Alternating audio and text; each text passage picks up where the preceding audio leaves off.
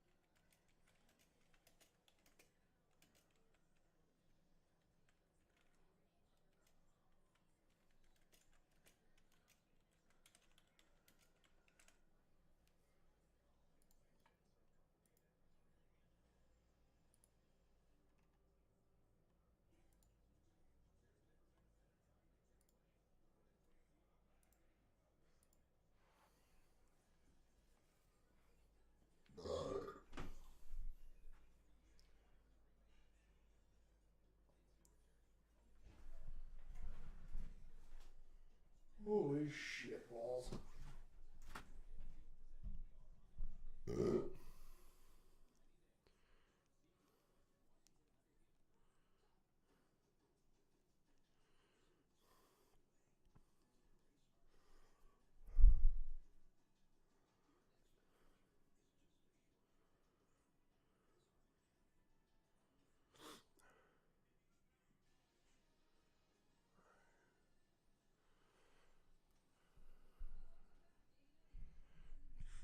Alright, testing.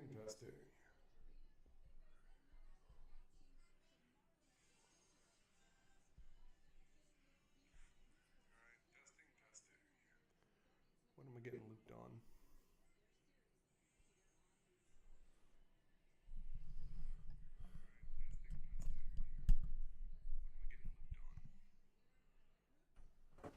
Let me turn this down. Oh, it's all the way down. Never mind. Oh, that fart stunk, dude. Goddamn.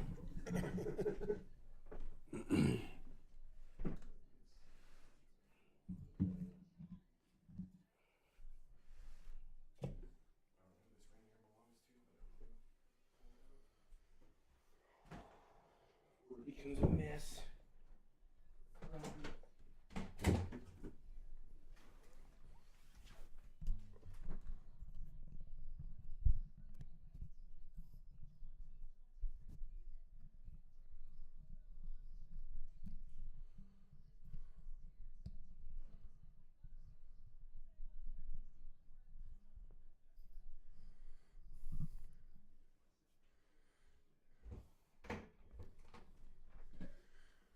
And Dave Sims is a real piece of shit.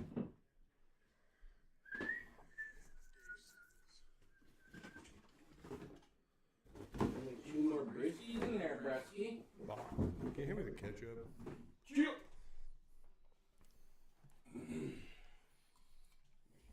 Perfect. Alright, the 9 hot dogs are prepared and ready for the eating. Oh, yes. Well, I only have 6 here. Oh, yes.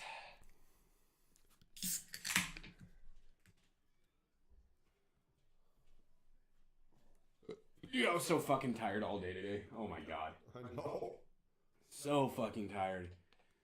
I fucking slammed some like lemon tea with honey again and try to juice myself up. It's got a little bit of caffeine in it and extra sugar. Didn't fucking do a goddamn thing but make me piss like 10 minutes later. And then after we fucking ate, I ate so much fucking pizza that I almost passed the fuck out, dude. I was so fucking tired. I wanted to go home and nap after school, but I knew if I did, I was probably just gonna like stay home. Yeah. I posted the time from the games yesterday. Remember, it was the second fastest game. It was very, very fast. Yeah, you slamming those fucking wieners and burrs had to be like lightning quick, dude. 2 hours, 14 minutes. That's insane. That's such a crazy change, dude. TJ sent me this fucking thing on Instagram today, too. And it was a playoff game, granted, but it was a side-by-side comparison of a spring training game from this year and a playoff game from, I think it was last year. And they were trying to bring in a new pitcher, but he hadn't warmed up yet in the bullpen. So they were trying to, like, take their time. One pitch was thrown in the span of this side-by-side of a spring training game where they started and finished an entire inning. That's brutal. Yeah. I don't think anyone's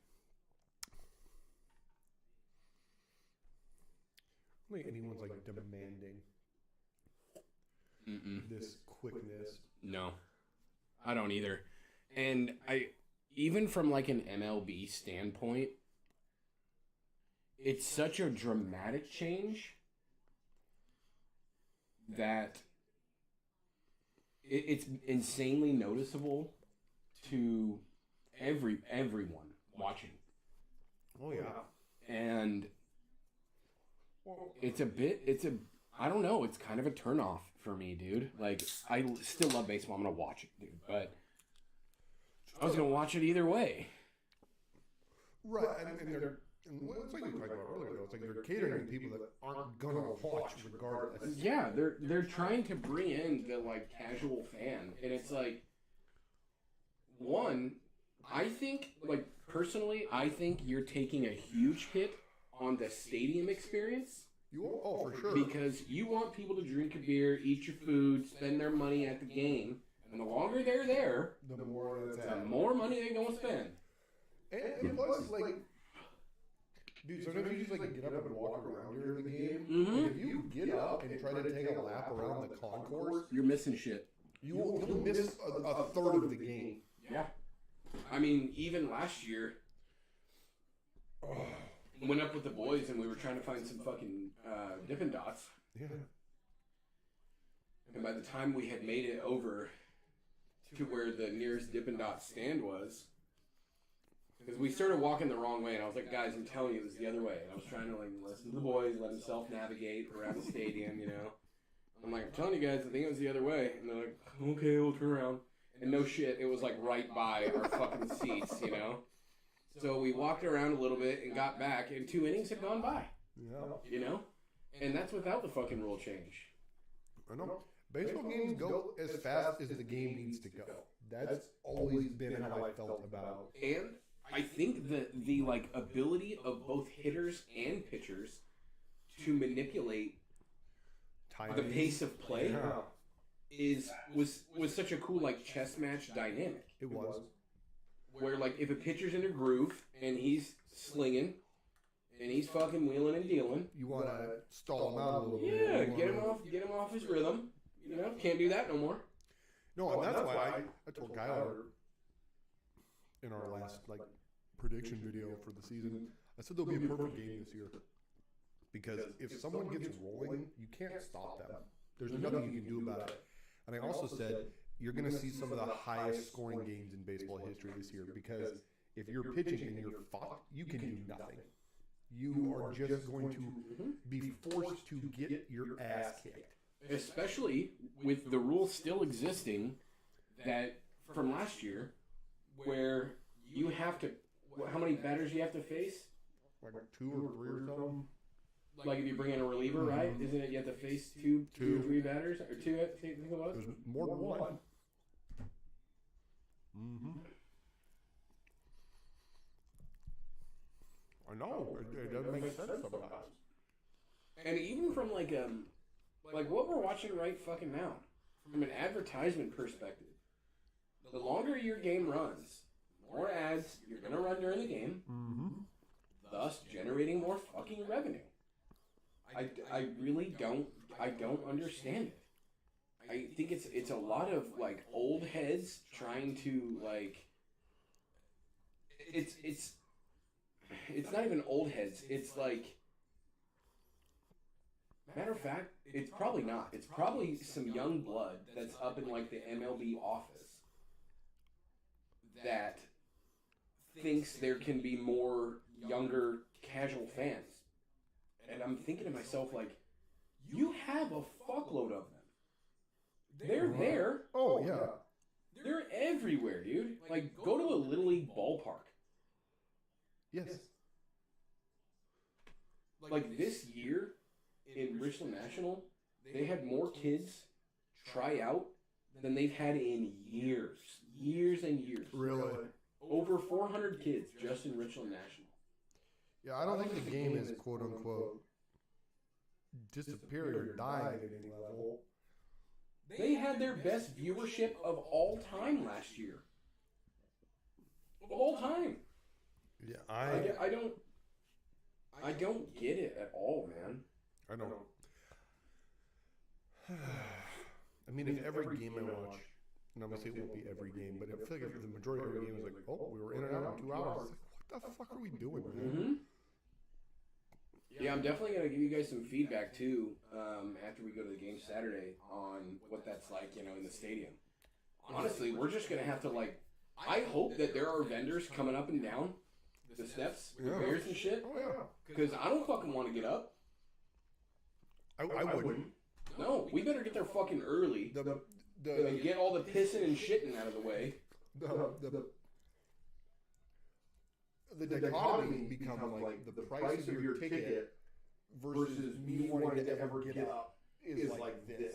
You know, if I have really good seats, I'm not surely going to miss a moment of the game that I paid a bunch of money to go to. Mm-mm. However, if my seats aren't very good, I might try to just post up somewhere and just grab as many beers as I can. Absolutely. And they only let you grab 2. Right. And so at a time. It's just, that's us. Someone should have told. Gus Chisholm hit a bomb about an hour ago. I saw that. Did you see that absolute fucking piss missile from that Pirates kid? What's his name? Mm-mm. Shit.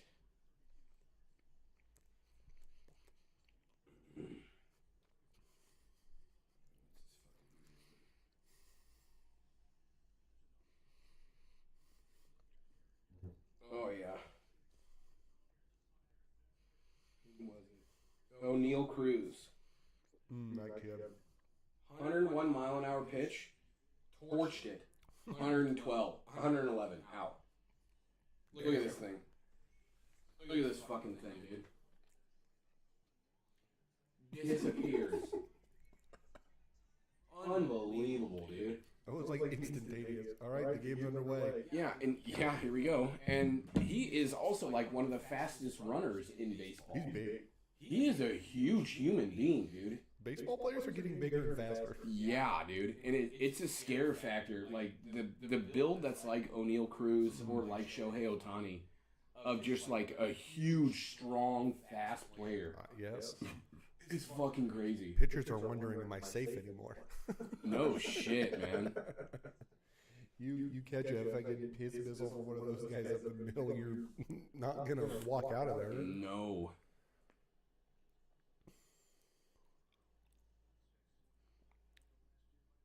I might have argued that was an attempted bunt.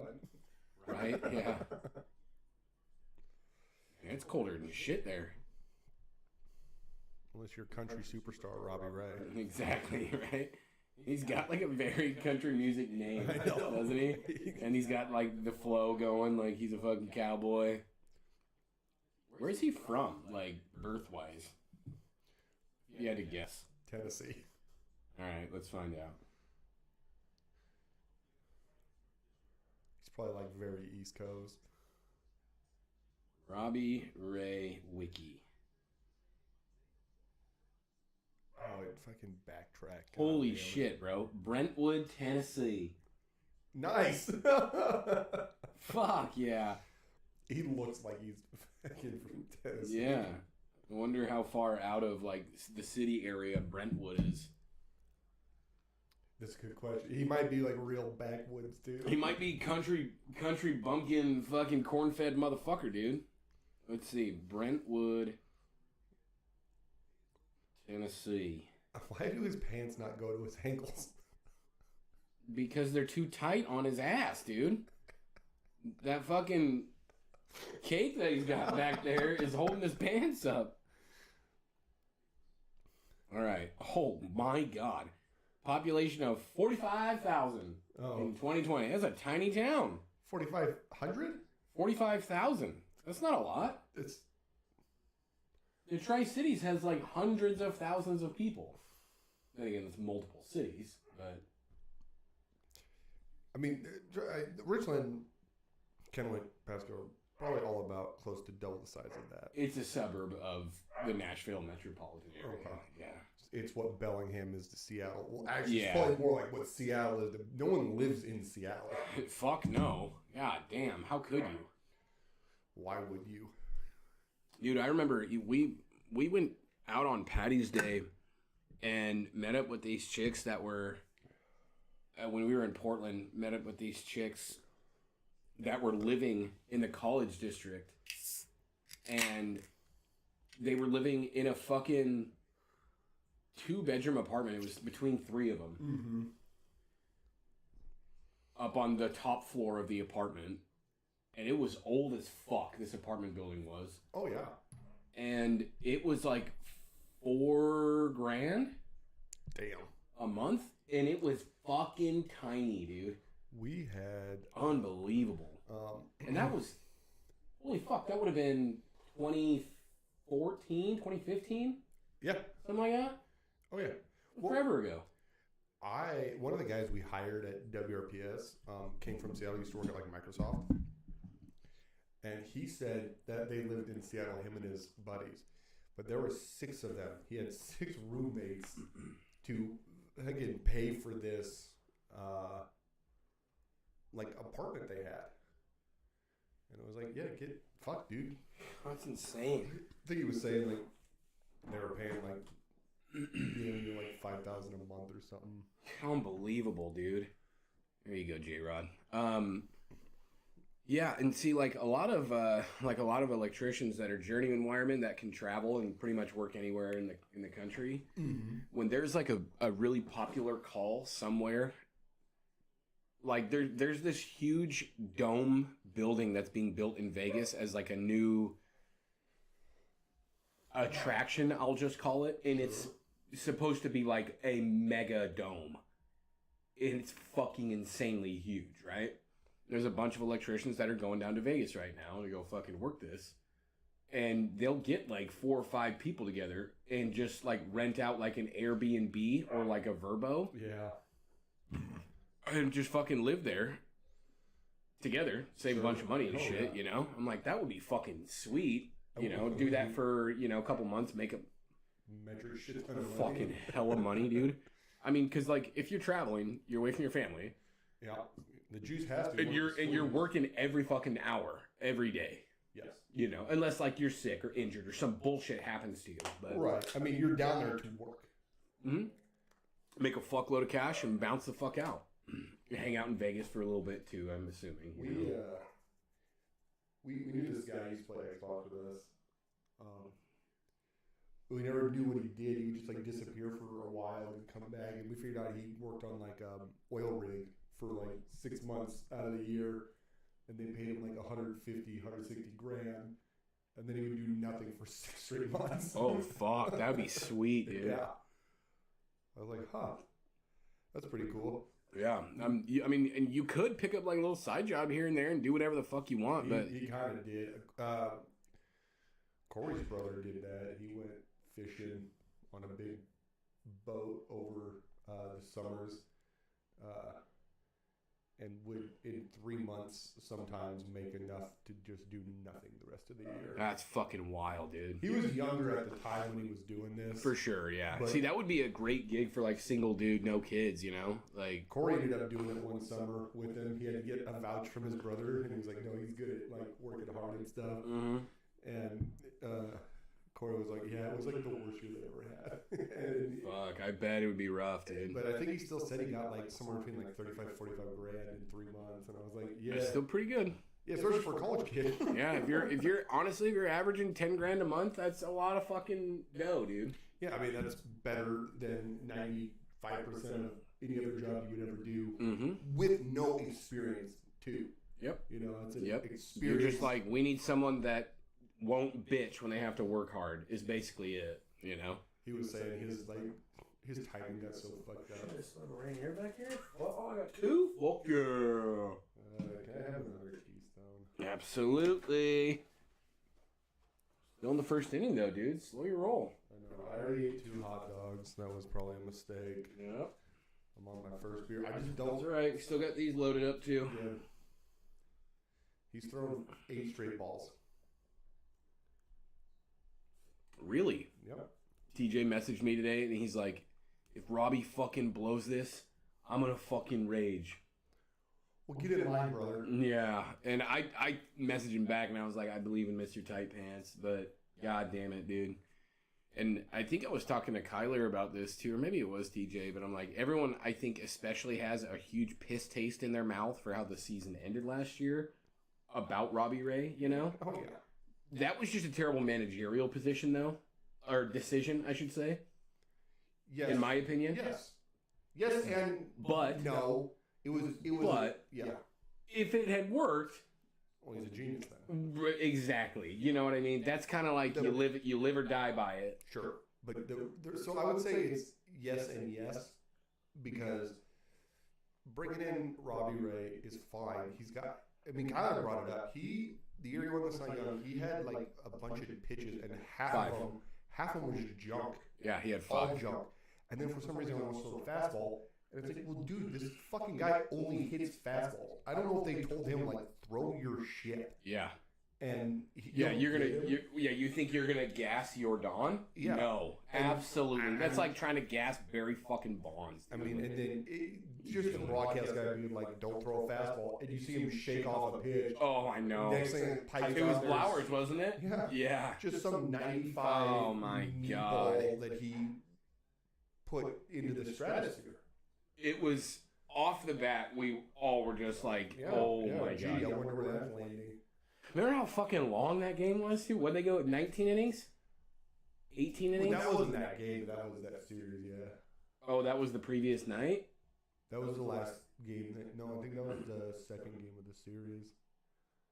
I thought that was the last game. Wow. Am I wrong there? Yeah, you're wrong. The last game was in Seattle, Robbie. where we went like 19 innings, yeah.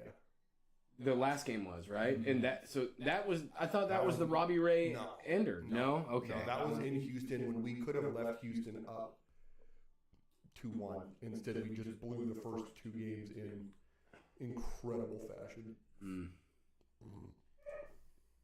Honestly, at that point, I was already so jazzed on the Mariners just being in the playoffs that, like, at that point, playing the Astros, playing the big bullies on the block was kind of like, whatever, dude. At that, like, whatever. Yeah, it sucked, too, because we gave them all they could handle almost every game. Mm-hmm. There was only one bad game. That's honestly why I really thought they were going to go down in the next series, too. Well, that's what I thought, too. But then I guess if you look at it from the other perspective, Kyler said it, I think Bez is like, if we beat the Astros, we would have gone to the World Series. I think so, too. Especially, like, nobody else played them like that. Oh, no. The whole playoffs. No. We gave them more of a challenge than basically every team. The Phillies got a game on, or 2 games on them. Did they not? One, just one? One or 2. But you could say the Mariners had fucking 3 chances to beat them. Oh, yeah. Yes, they did. Beat them. Yes, they did. And one of the games the Astros didn't really beat us. We just collapsed. The 19-inning game was a coin flip that we could have. It was that could have gone any way at any point. But you remember how deep that fucking bullpen is in fucking Houston, dude. It's nuts. I know. I just kept thinking. Oh shit, we must be way behind. TJ just texted me and said Julio. So we must have a Julio bomb coming up. Let's see here. We don't have to be that far behind. Yeah, I know with how fast he's. What if he's just excited that Julio's in the box? Yeah, I'm not seeing any score registered here. He's just. What are you doing, TJ? He's just excited that Julio got into the batter's box. Mm-hmm. What a clown. Just kidding. Julio's awesome. I'd be excited for that too. Yeah, and when I just checked, it said it was 1-2, no score, no outs. So I don't know. Yeah, maybe TJ's just jazzed on Julio. Dude, fuck it. Just loves that guy. It's a good take right there. I saw that clip of the umpire calling that strike the other day. That was like 2 feet outside. Yeah. And the batter just getting. And every time I'd be like, "What the fuck is wrong with you?" You just have to like get in the box and be like, "Fuck." Yep. Yes, sir. God, these pitches are so fast, dude. Bang, bang, bang. It must be chilly. It's cold, dude. I checked the forecast, too. It's cold as fuck. Like, for this weekend. Uh-oh. There it was. J-Ball. All right. Oh. No. Oh. Is he out? Get dirty. That was, okay, great. Had a baby. All right. So I guess TJ wasn't totally wrong. Julio! That's awesome. He was striking the ball really well yesterday. They just weren't landing. It's good to see him, like, right away just hit one off the wall. Last season, 25 doubles. He'll probably get 40 doubles this year. I would just text TJ that exact same thing. I'm like, good God, we need those leadoff doubles from that guy, you know? All right. You see this guy that we picked up today? No. From the Reds? No. Second baseman. Why'd we do that? I don't know. Nick Solak. He's a good player. He bats mid 250s, like career-wise. That name sounds familiar to me. And the Reds are just... oh, my God. I don't know what Reds ownership is doing. Let's go! Ribby. Yep, get moving, buddy. He kind of took a weird turnaround third there. I don't know if he wanted to go. And like, oh. Send him, yeah. Let's fucking go, dude. Let's fucking jump on this motherfucker. I can't believe we just watched 6 pitches that fast. Like, I know. I'm fucking mind blown with how fast this goes. But this is what I'm saying is, this guy, if I'm the pitcher now, I'm nervous as all shit because that next guy's going to get in there and I got to throw him a pitch immediately. Yeah. And then if it's a ball, he's going to stand there and wait. And I have to throw him another one. He's going to stand there and throw him another one. Yep. Oh, well, we got time. Ooh, time to the pitcher. All right. So how many of those do they get? No. No, that's ball. Pitcher took too long. Oh, yep. Here we go. This is hell. This pitcher's in hell. Yep.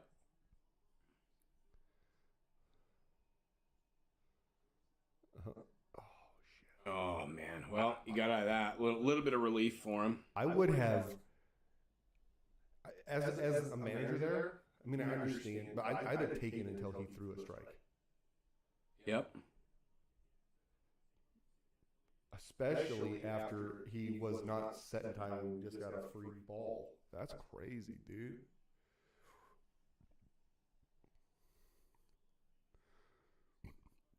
Anything is possible. Oh, that's the one you want. I like this red bat he has. Mm-hmm. Yeah. Why do baseball players love jewelry so much? I don't know, man. I love it.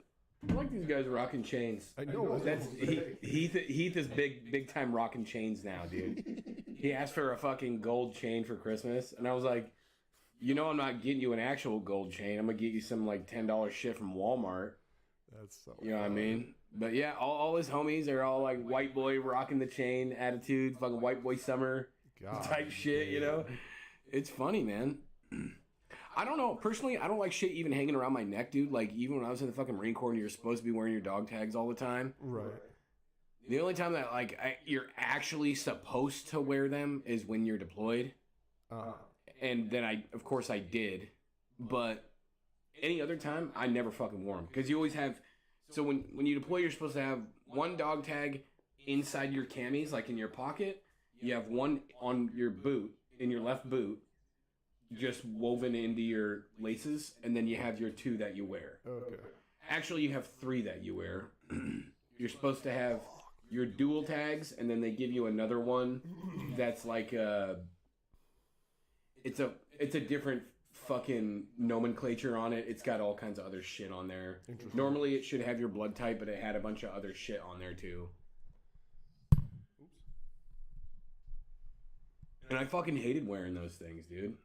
I just don't like shit around my neck, dude. Yeah, no, that makes sense. Yeah, fucking hated that shit. What was our second out? Teoscar striking out. Oh. A little T car hitting the pits. Dude, for some reason yesterday, I felt like I got so fucking drunk so fast. And like, I was at fucking school all day, and then I came straight here after Heat's game. Like, didn't have anything. And it was weird, dude. It was like almost like as soon as I put like alcohol in my body at all, like as soon as I started drinking a beer, I was like, fucking just a chatterbox and loopy is all fuck all. That's funny. It was weird, dude. Yeah, and then, God, fucking blitzed home, took a shower, and went to class, and I'm just like, fucking so tired. I was so glad I fucking nailed that test, though. Hell yeah. Fucking 40 question test on direct current, basically DC theory, like, of a very basic level. Being able to calculate voltage, amperage, and resistance inside of a circuit and all that shit, you know, and nomenclature of common terms that you're going to be utilizing, and hell yeah, fire protection stuff and all that kind of shit, right? And yeah, out of 40 questions, I got a fucking 92. I was pumped. Yeah, that's only dropped 3. Good enough for government work. Yeah, and the fucking stupid thing, man, is the ones I dropped were such easy questions that I just like glossed over too fast, and all calculations were correct. I just didn't like reduce it to the appropriate value, and I was like, "Oh, motherfucker." That's like when teachers would like give you half credit or no credit when they're like, well, you didn't put what units it was in. It's like, motherfucker, I'm working in one unit here. Let's just assume I know what. Exactly. It's fucking centimeters, man. Like, fuck. If I give you the correct number in meters, but I didn't fucking compute, yeah, okay. There was one time we had a teacher that was such a stickler for that shit that I went so far out of my way to do like extra math, and I converted it back into like inches from meters. And she's like, this isn't right. I was like, nope, the math checks out. It is this many inches. I want credit. She goes, why would you do this? I said, well, the question did not ask for me to label it in like centimeters. So I'm an American. I prefer the inch. Yep. And see, that's a really hilarious thing, is that we're doing a lot of calculations for conductors. So basically just wires, right? And the measurement that's utilized in the NEC, in the National Electric Code, for the surface area of a wire, it's referred to as circular mills. Okay? Yeah. A mill is a arbitrary, made up thing. Yeah. It has nothing to do with the metric system. Literally what it is the diameter of this wire. The diameter of this wire, let's assume it's 1 mil, okay, in diameter. One mil is 1/1000th of an inch. Hell yeah. That's what I mean, dude. And then to get the circular mills, you literally just take the diameter and square it. Like a circle. That's it. Like a circle. That's fucking it. That's funny. Isn't that what they call the dots on a scope too? You mean like a shooting scope? Yeah, I guess it's not the scope. They do it when they're twisting the dial. In mils? Yeah. No. All of that is calculated in either metric or you can convert to American measurements if you'd like. I would. Maybe. You know what? That's a good question. I don't know. Because I don't know why I've thought this, but I don't think that has anything to do. That's literally the only time you're ever going to measure anything in C mils and mils. It's a completely arbitrary thing that was made up by some schmuck who was doing electrical stuff. Yeah. So I don't think it has anything to do with shooting. Maybe it does. Maybe I'm fucking ignorant as shit about it. I don't know. I just thought they called them like adjust. You made adjustments in mils.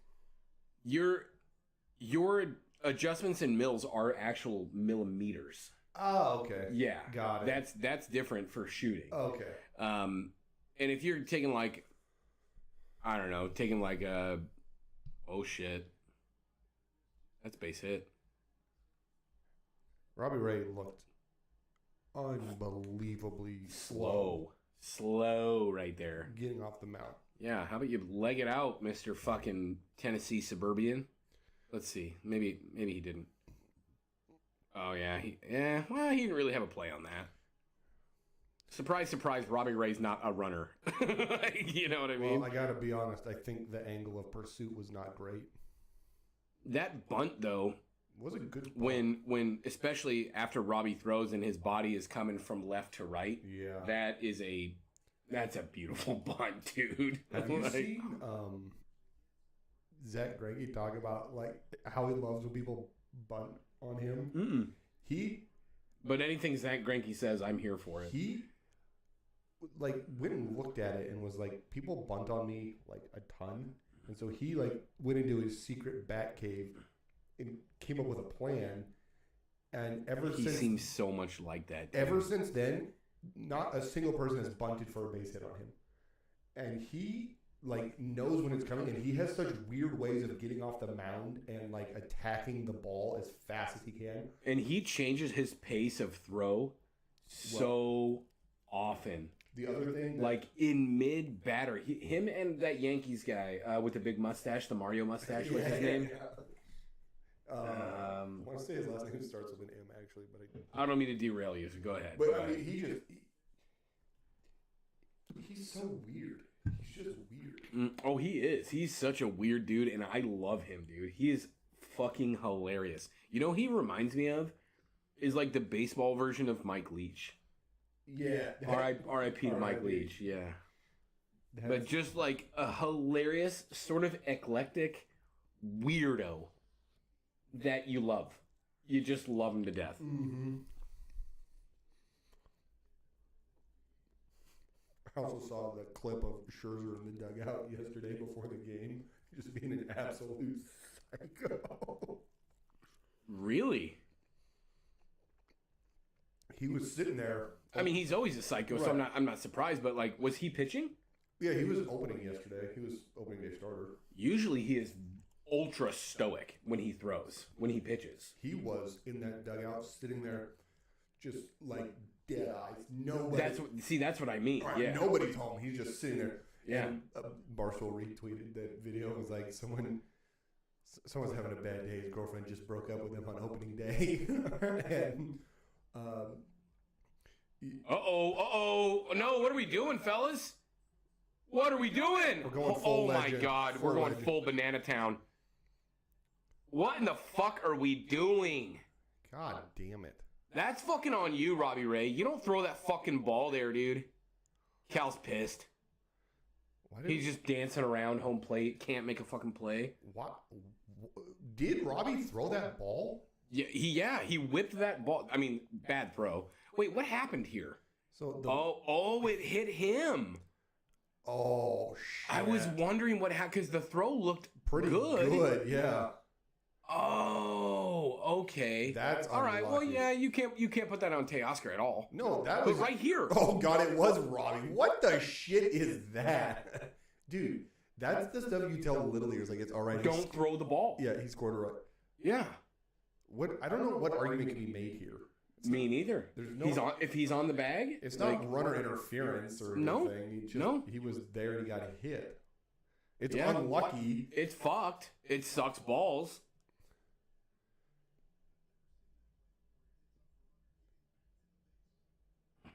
Well, I mean, it's no different than like if someone's in a pickle and you hit him with the ball. Like, that's your fault for hitting him. Yeah. Wasn't that a Josh Donaldson move? Yes. Where he gets in a pickle and he always tries to like boop it with his helmet. Yeah. Yeah. He's such a scumbag. All right, Robbie Ray's like early season shit list very high already. What in the hell is he doing? I'm glad they showed that replay of him getting hit. That throw did not look that bad.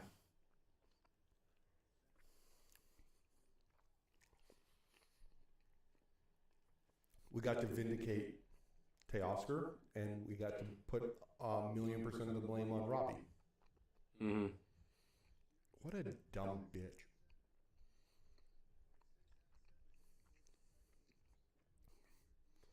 Could have just had a guy on fucking first and second. He just like, I gotta fucking throw this bitch home. Mm-hmm.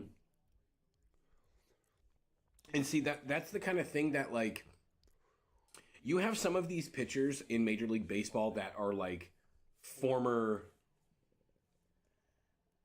like D1 collegiate infielders or played outfield. They have a different scope of athleticism, you know, than, oh, come on now.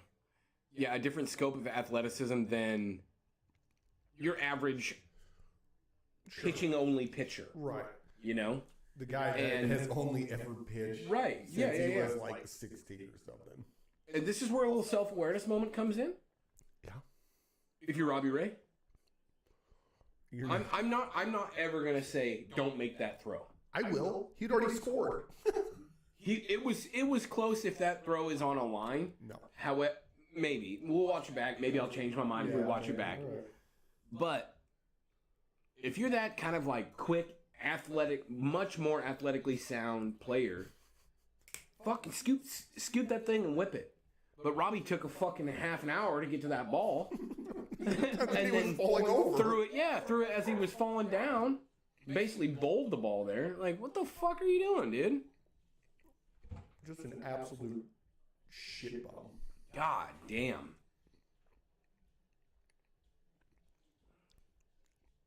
Just a mega piece of shit.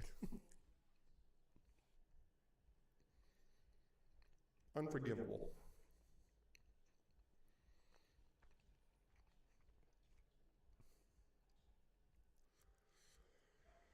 Oh man, I was having so much fun until Robbie Ray wanted to play baseball. Cody, I fucking hate the pace of play. I fucking hate it, dude. I know. And I listen to Talking Baseball, the John Boy, their main baseball podcast, right? Mm-hmm. With fucking Coach Plouffe and Jake and Jimmy and BBD. And Plouffe was doing the whole, hey, relax, we'll get used to it thing. Yeah. And I watched plenty of spring training to get the feel for it. I didn't like it then, but without those games mattering, it's like, whatever. Like, whatever. Well, how much easier is it to just toss aside spring training and be like, yeah, I don't care about spring training. I'm not watching every game like it's important. No. And you just want to see your guys get some work in. In spring training, who knows who's suiting up to play that day, whatever it might be. Absolutely. But it sucks. I don't like it, dude. And I don't know why you would make an argument to make the game faster. Why? I don't know. And what they were saying too on the pod was that, like, why is it something we need to get used to? Why did it need to exist?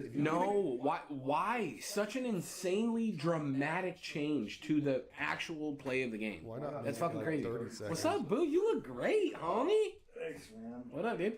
Wieners? How many wieners?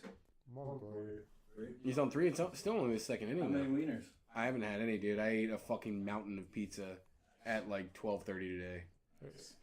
So I'm probably not gonna eat all night until I get drunk. We'll make sure that happens. Thanks, buddy. See, you're always looking out for me. You guys really take care of me. All right, one dog in, one dog out. You guys both did the same exact move when you thought you were going to get my hot dogs. That's crazy. Dog stream. Calvin looking right into the camera. Dog stream. Dogs on the stream. Go, Yara.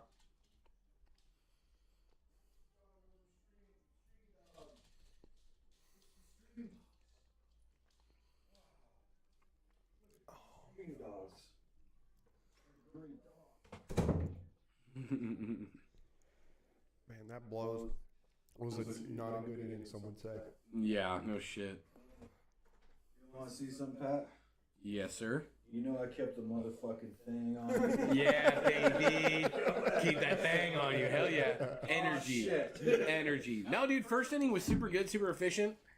And then Robbie Robbie loaded the bases, and Tate Oscar throws a fucking beautiful throw on a pop fly to shallow right, like right on the line.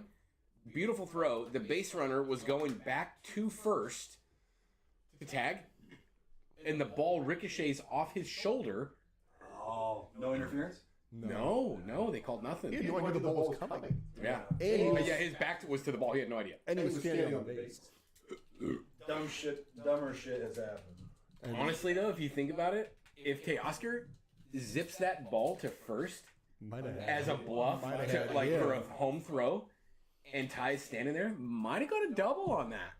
You know, That is in a weird universe of like 4D chess play. Yes. You know, like why would you ever do that if you have a runner on third? you come up firing as hard as you can, but like rip it right to... Because that guy's not looking, and he's not back to the base fast because he thinks the ball's going home. And clearly, Teoscar's got a fucking gun. He got a real cannon. Yeah, it was a beautiful throw, dude. I wish he should have gotten there. Mm-hmm. Well, the runner was he was already going back. He was going back third. Yes.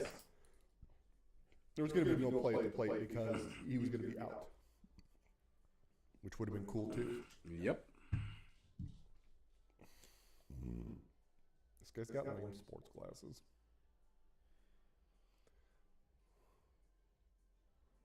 Get out. Double. Killing it, baby. Love that, dude. Love that shit. He scorched that son of a bitch right down the line. Slap the ball.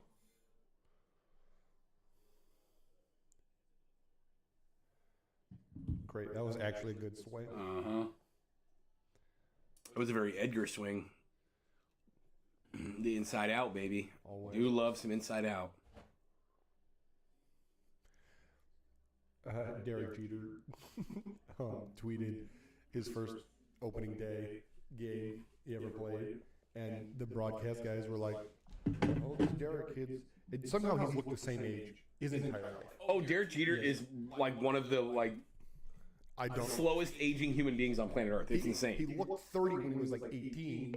Yeah. And he looks 30 He's when he looked was the 50. same. It Yeah. makes no sense. He had a little bit of hair early in career, and then once he went big bald, it was like he never aged a day. It was fucking crazy. The power of no hair. It's fucking nuts, dude. But he gets up to bat, and the broadcast goes like, "Oh, he was doing pretty well on the minors, and this and that." He's like, he's gonna really have to step it up, and this, that, and the other thing. And like the first or second pitch he gets is like high heat. He gets around it and fucking missiles this bitch out of the park, and the broadcast guy goes, never mind, he's good. Yeah. You know, and I really just I can't stand the Jeter slander. I can. I don't know, man. I can't do it. He got a lot of credit for things that he should not have. I acknowledge the fact that he was not the best Hitter? or shortstop in the league. No, but however, when you become the logo, when you are the captain of probably the most well-oiled core of a team that we've seen. Fine. I mean, genuinely speaking, Nobody- I want you nobody to gives try me to any credit try to name another core that lasts as long as that they did. that lasted that long. No, I agree. You know what I mean? The Yankee Well, way. okay, I'll give you the last 20 years. I could maybe give you 2 teams. Maybe. And one of them is right in front of us. Right. We had our core. That was our 2001 team. Yeah. And that They just weren't good. maybe They just between weren't good players. from about that period, maybe you can go like a year later, a couple Get the years fuck later. Out of here. Yeah, that's fucking bullshit. And into the early 90s. That core lasted almost a decade, Yeah. you know? Yeah. No, it did. They just weren't very good. The Mariners? I mean, they were good. 90s up until 2000. They were good. You're right. They were good. They Yeah. just didn't They threatened. do anything. Yeah, But I they mean, threatened. I mean, a good time. well, that's what I mean. The furthest they've ever made it is the ALCS. After winning 116 games or whatever, Yeah, they shit the bed. and then they got fucking dick slapped by the fucking Yankees and Yep. goddamn Aaron Boone. That's right. Aaron Boone was on that team. I forgot about I that. fucking hate him I forgot so that. much. You don't like Booney? No. Oh man. Both of them. Is that because we're Brett Boone fans? No, Because we I'm have to be. not a fan of Brett Boone either. Fuck you. Why?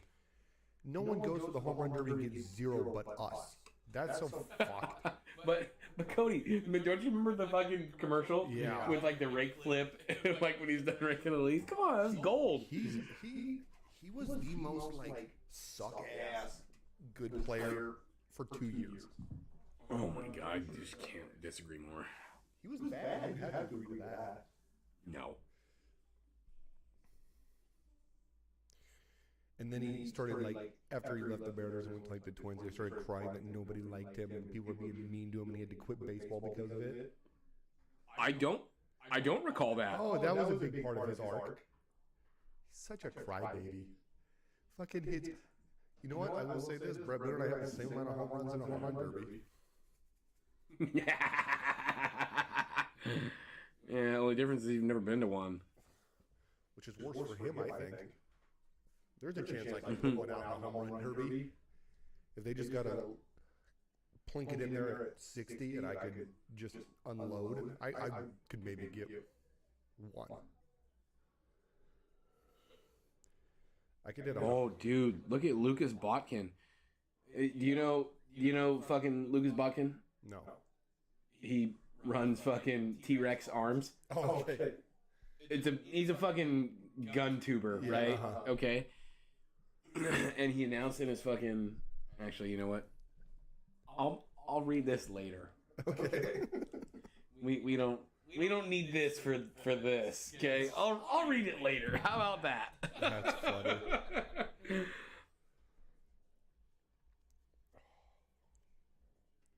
You have to remind me on that though. God damn it! Why does my fucking back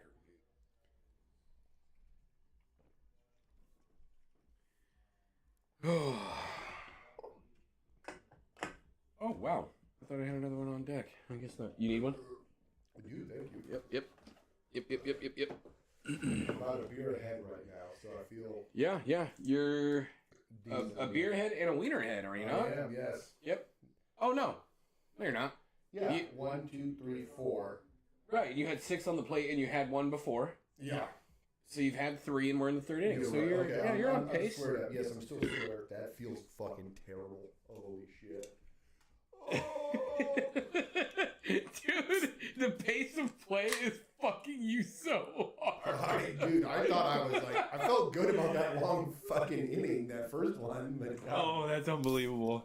I'm going to need the Mariners to get Yeah, we need a some- couple of hits in the ball. Yeah. We need a long bottom 3. A long bottom? Long bottom. We need a Neville long bottom 3. That's what we need. That's a reference you won't get in many other sports casts. Yeah, you're welcome, nerds and virgins.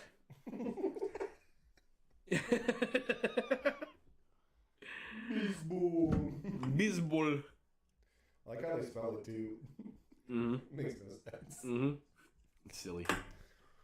Silly shit. Did I put my Zanarinos, my Zimbabwe's here? Josh fucking about shit himself on that last night. God, he did. He thought that was a I great said video. Zimbabwe's, yeah. He about choked on it. Oh! We got a bat flying. Shouts out to the souvenirs or what? Oh. Yeah. You hitting, I was like, what the hell, man? Yeah, bro. Oh, he's got the axe bat. Yeah, there's a few players that rock the axe handle. Oink. Didn't really help him there. The umpires. Wasn't even close. Like, okay, get the fuck out of here. Mm-hmm. And I'm actually surprised that didn't manipulate the integrity of that bat. I wonder if he grabbed a different one.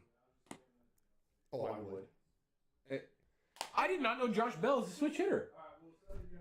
I guess I didn't either. Because last night he was just towering over Yeah. the lefty box.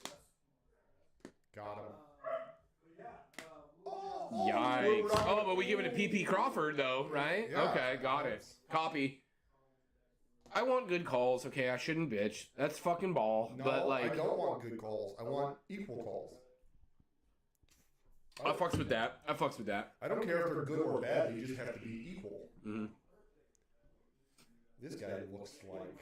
Dude, he supervillain. looks like he'll murder you. And when Naylor gets fucking jazzed up, I would never fuck with that guy. Never. He just runs like the juggernaut, I bet. He does. He just like pounds it. He's always like, whoa, fucking just going nuts, dude. His face looks like... His head looks like it should be on a different body. Yeah. Was that almost a fair ball?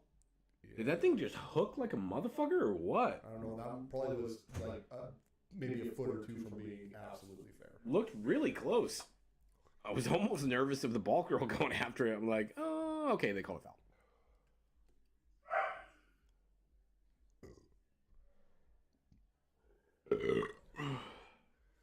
Pace up, play. If we didn't have a motherfucking unit at first like Ty France, Right. I would love a Josh Naylor on this team. Yeah, that's true. I just I want love I Ty want France. guys that just give a fuck. Not even like everyone's like, no, Josh Naylor only gives a fuck about himself. He hypes himself up when he succeeds. That's fine. Okay, cool. I don't fucking whatever, dude. I don't give a fuck. Hey, eat shit, big guy. But like just somebody that like sits in the dugout, puts some smelling salts in their nose, and just goes out like a fucking psychopath. Yeah. You know, like I fucking want a couple down, dude. We kind of had one in Winker. He was a big fuck around and find out type guy, but he didn't produce for us last year. No, but he was down for the cause. He was, dude. I'll never forget how quickly that flipped for the Mariners. I know. Well, Immediately after that brawl. I've been such an advocate for so long that the Mariners have just been such giants and will not stand up to anyone for any reason. You know what? I had this feeling about Scott's service for a long time. Well, he is that way, and then all of a sudden you realize that like it's cool to be just like a hardo sometimes. Like yes, it is. And Scott, last season, was motherfucking other coaches from the top step of the dugout. And they're like, fuck you, Scott. And he's like, fuck you. And I'm like, this is what I want. I agree. Couldn't agree more. That is what we fucking need, dude. We need somebody to be like, we have the team to do it. We've had so many years where we've had... Here, I got you now. Okay. We've had so many years where we have the team to do it. I mean, But it's just like, there's no oomph. There's no fucking gumption, dude. And I get it. That's an intangible that, you know, is like... I mean, oh, you can't measure that. I mean, call it whatever you want to call it. Here, scoot over. Oh! Talking to me? No, I have to scoot over.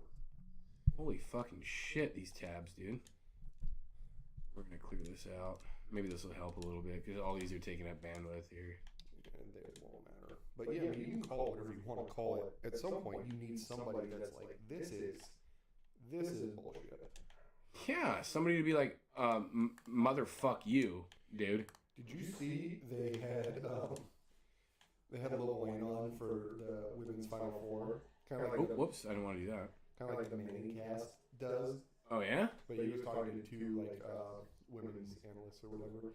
And out of nowhere, just like a cloud of smoke popped up from the bottom. Oh, shit.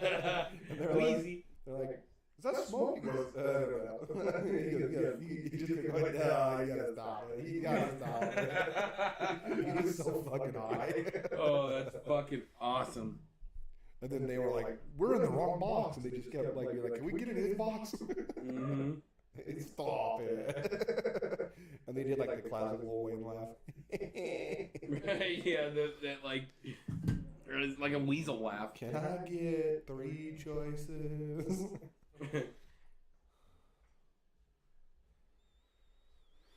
Now she want me to do is fuck the police. That's one of my favorite fucking songs from the Carter 3, dude. No. It's so bad, dude. It's so like shticky, but what? it's so funny, dude. You know what the most annoying part of that song is though? Is when whoever's doing that hook just goes wee wee wee.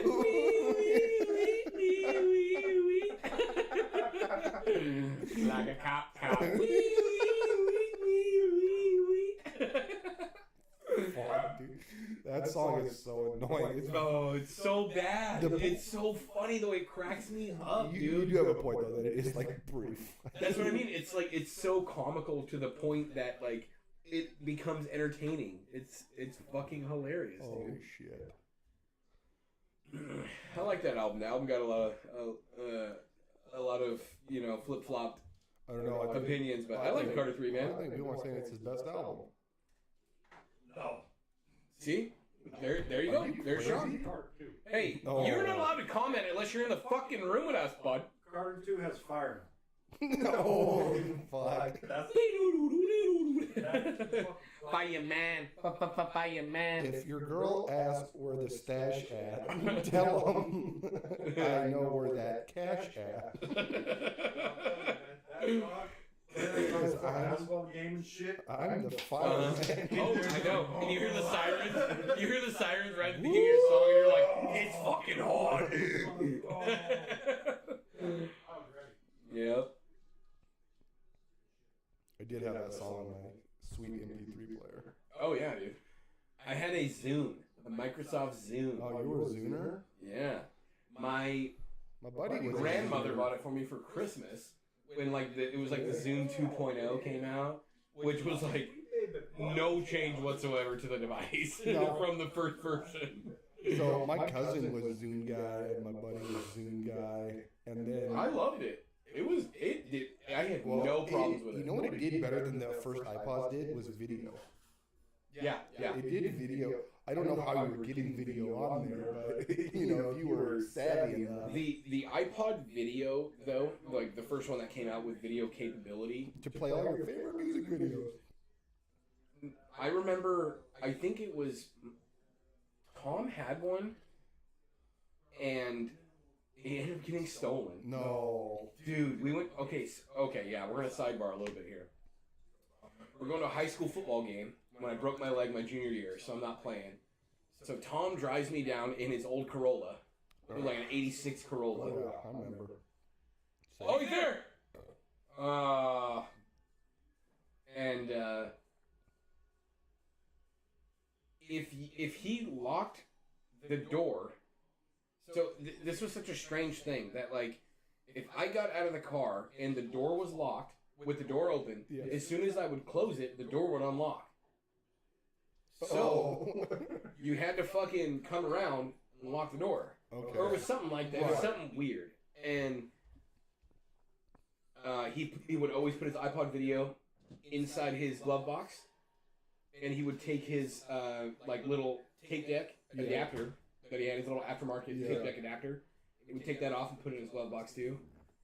And we get back up. We park up in the top parking lot at Richland High by like Freshman Hall, and walk down to the field. We come back up after the game, getting ready to put some tunes on. Somebody fucking opened it up and stole that shit, bro. What a piece of shit. Fucking garbage. I felt so bad too because I felt like it was my fault because I was riding passenger. Yeah. And that was clearly like how they got into the car. Right. And he's like, "Did you do the fucking thing with the door?" And I was like, "I don't think so, dude. I'm sorry. Fuck." I mean, of course, I didn't steal the iPod, but like, Right. It was on me, dude. Yeah. It was 100% on me. I felt so fucking bad, dude. But yeah, I remember, I think it was either Tom or like one of my other buddies' iPods had Monty Python's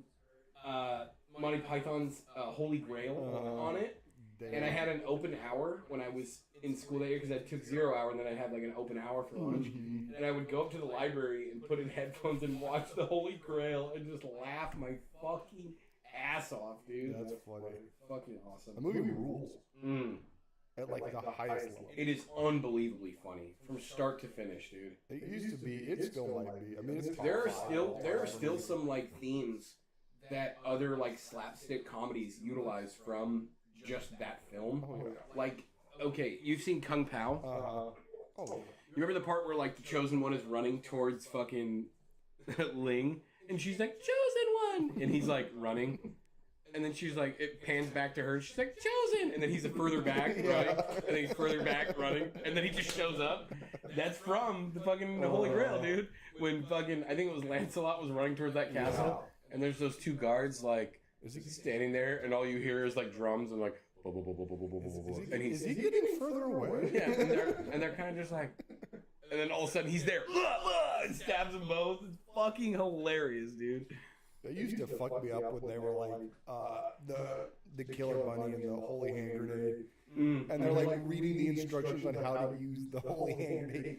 Count to 3, not 1, not 2, not 4, but no 3. greater, no less. So funny, dude. Fuck, dude.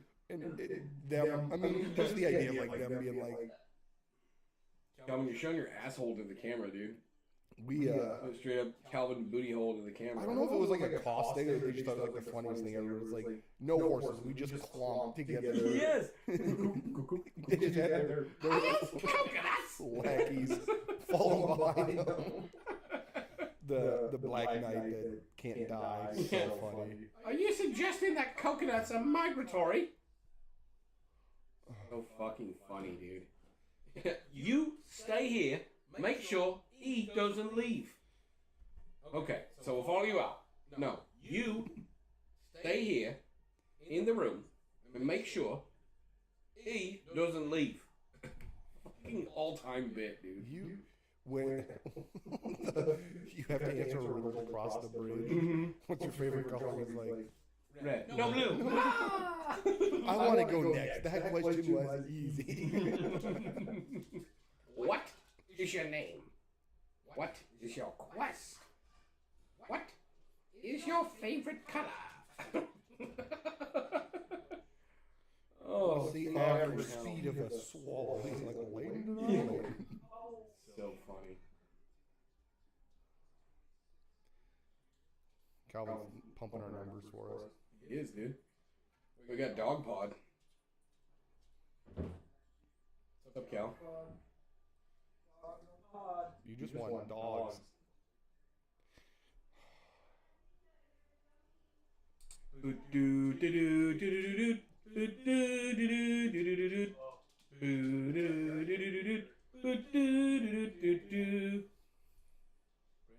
Brave Sir Robin, he bravely ran away. Bravely ran away, he did. Oh, brave Sir Robin. Oh my god, dude. That whole fucking movie is so funny.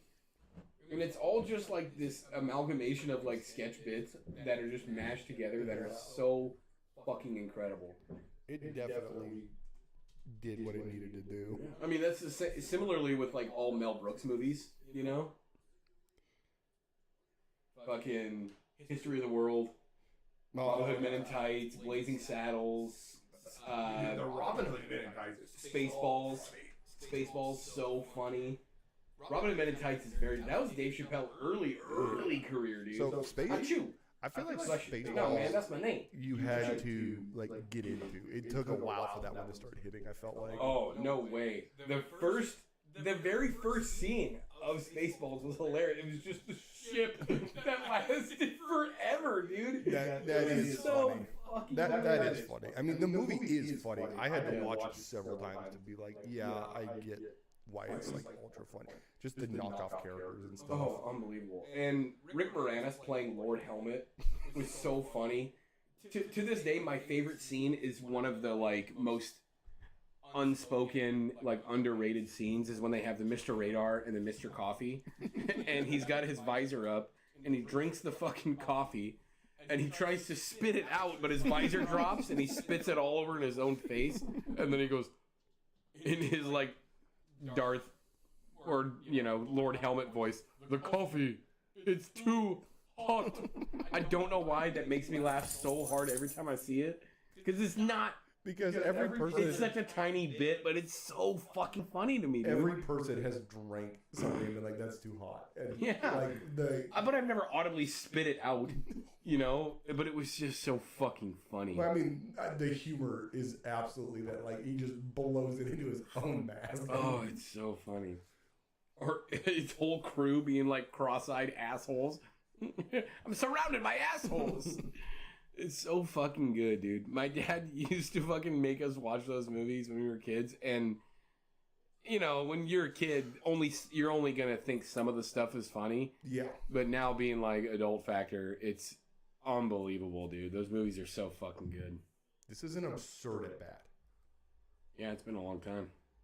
He's fouled off like 9 pitches. He got a wild pitch. Advanced the runners. It's been a good at-bat.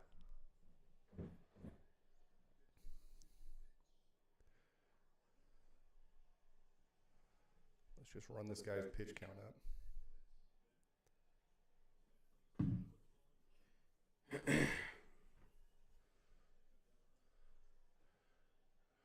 My God. How do you think the new Indiana Jones movie is going to be? Not good. Yeah? Is that because the last one sucked balls? I don't. Is that like what you're playing that off of? I never saw the last one. I don't give a shit about Indiana Jones. It's so bad. It's so bad. I understood. Did you ever like the Indiana Jones movies though? I mean, I watched them. Like my dad would always have them on the TV when they were on, so I watched most of them. I would say. I mean, there's really only 3 that are worthy of conversation. The 4th one was so bad. Well, the Shia LaBeouf one. Didn't that come out like 2008? It was a long time ago.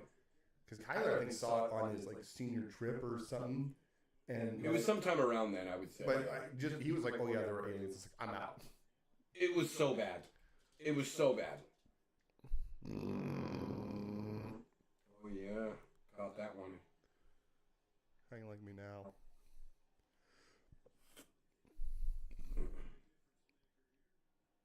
How are we allowed to go to the mound?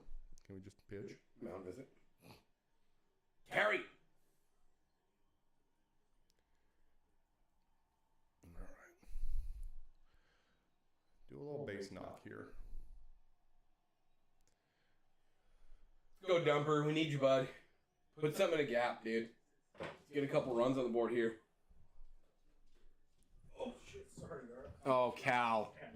Calvin, you gotta get out of here. Come on. You're out. Yep. You're out. You're ejected.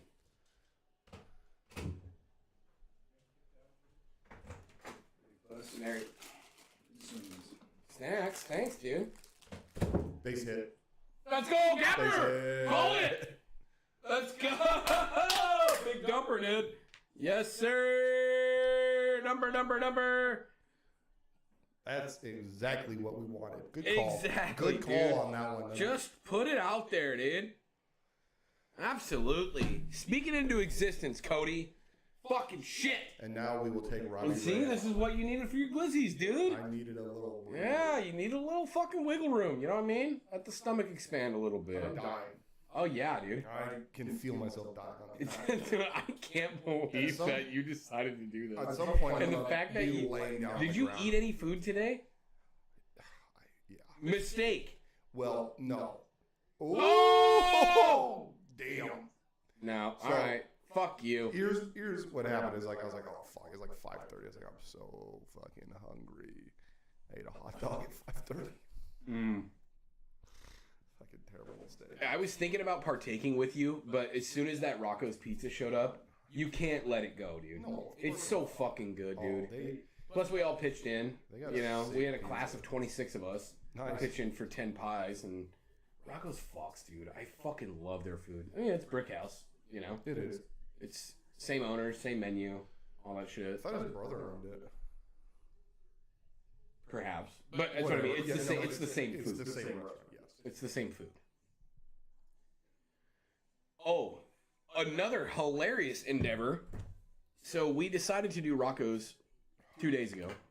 We got everybody, because every time we have class, we do a feed on Friday. And this time, we didn't want to do any cooking. Everyone decided they didn't want to do any cooking. We usually do like carne asada. One week we did pulled pork. Fucking bomb. It's always been bomb. And this week we did pizza. We're like, fuck it. And somebody mentioned Brick House, and I was like, well, shit, dude, you got Rocco's right up the street. It's like right up by fucking Home Depot. Or not Home Depot, Ranch and Home. Yes. Excuse me. Your classes are out in Pasco? No, Kennewick. You know where like Mail by the Mall is? Yeah. Sam's. Uncle Sam's. Okay. We literally share like a back lot with Uncle Sam's. Okay. It's right fucking there. Interesting. Yeah. So yeah, just right up Columbia Center Boulevard, and you're there at Rocco's, right? And So Rocco's has 2 locations now? they have their Pasco one. Yeah. Yeah, and then Cool. the Kennewick one. I did not know that. I wonder if did they close the Pasco one? Maybe. I don't know. Maybe. I haven't been out there. I haven't been out on Burden or I guess Nope. that whole area in so I guess long. the last time I was there was When I lived with Josh. a summer or whatever ago. Yeah, I popped into the dugout for some food when I lived with When I went Josh. to go But... do softball with the church league team. Oh yeah, yep, That was the last time I was out there, I think. yeah. I mean, you have no reason to ever go to like that Road 68 area. Oh, we got all their shit. We got all that shit over here, so you don't fucking need to go out there. And I guess I don't know anybody. Okay, I guess I lied. Went to a Dust Devil game. Oh no, I was still living with Josh then. At that point, yeah. Yeah, I don't know anybody that lives out in that area that I go and see with any regularity. No, Josh is the only one. Yeah. Oh. But even then, I take the Road 100 exit and I go straight to Josh's house. So Yeah, you can catch the backside of that so much faster. Oh yeah, I guess that's more on the front side. yeah, closer to us. Yeah. Or whatever you want to call it. But yeah, Josh is right off Road 80. He's just north of Chihuahua High School. Mm-hmm. Yeah. It was just fucking trying to find his house that one night. So hard. It's like, motherfucker, you're not even on Google Maps yet, brother. Yeah, there was that brand new Hayden Homes development. I Yeah. have no idea.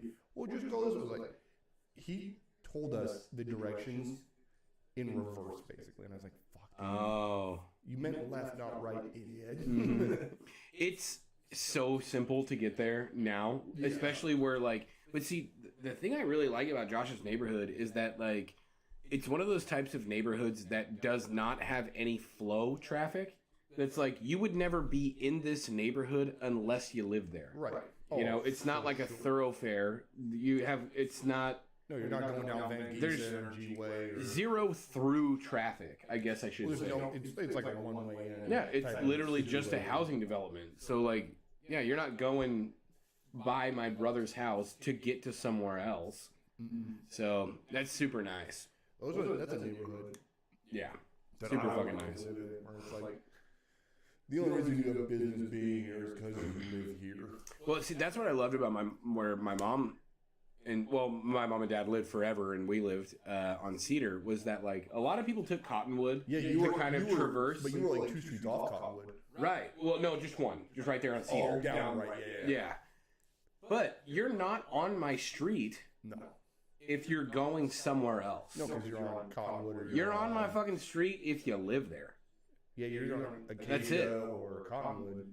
Yeah. Well, yeah, it goes Cottonwood, Cedar, Birch, Acacia, and like But see, a lot of people would take Cottonwood to traverse from the northern part to the southern part towards Tom's house on Alice. Cottonwood is like or opposite. like the second, third longest street in Richmond. It's long. It's a long road, dude. Yeah. Goes all the way from Van Giesen, pretty much. Yes. To down to Welshon, I guess if you want, or Aaron Drive, basically. Yeah. Yeah, you can take it basically. To the McDonald's there, or Fred Meyer. Yeah, I always thought, like, I mean, my parents were like, don't you fuck around in that road. The cars are coming all the time. It's like, yeah, there were times where cars were coming like a lot, and there's times where it's like, no one's coming. But yeah, and see, for us, we could like be running barefoot across the street, and like ain't nothing gonna happen. You could just fucking. You always knew. We tried to convince my parents for the longest time because our driveways were so. Kyler's driveway was basically unfinished.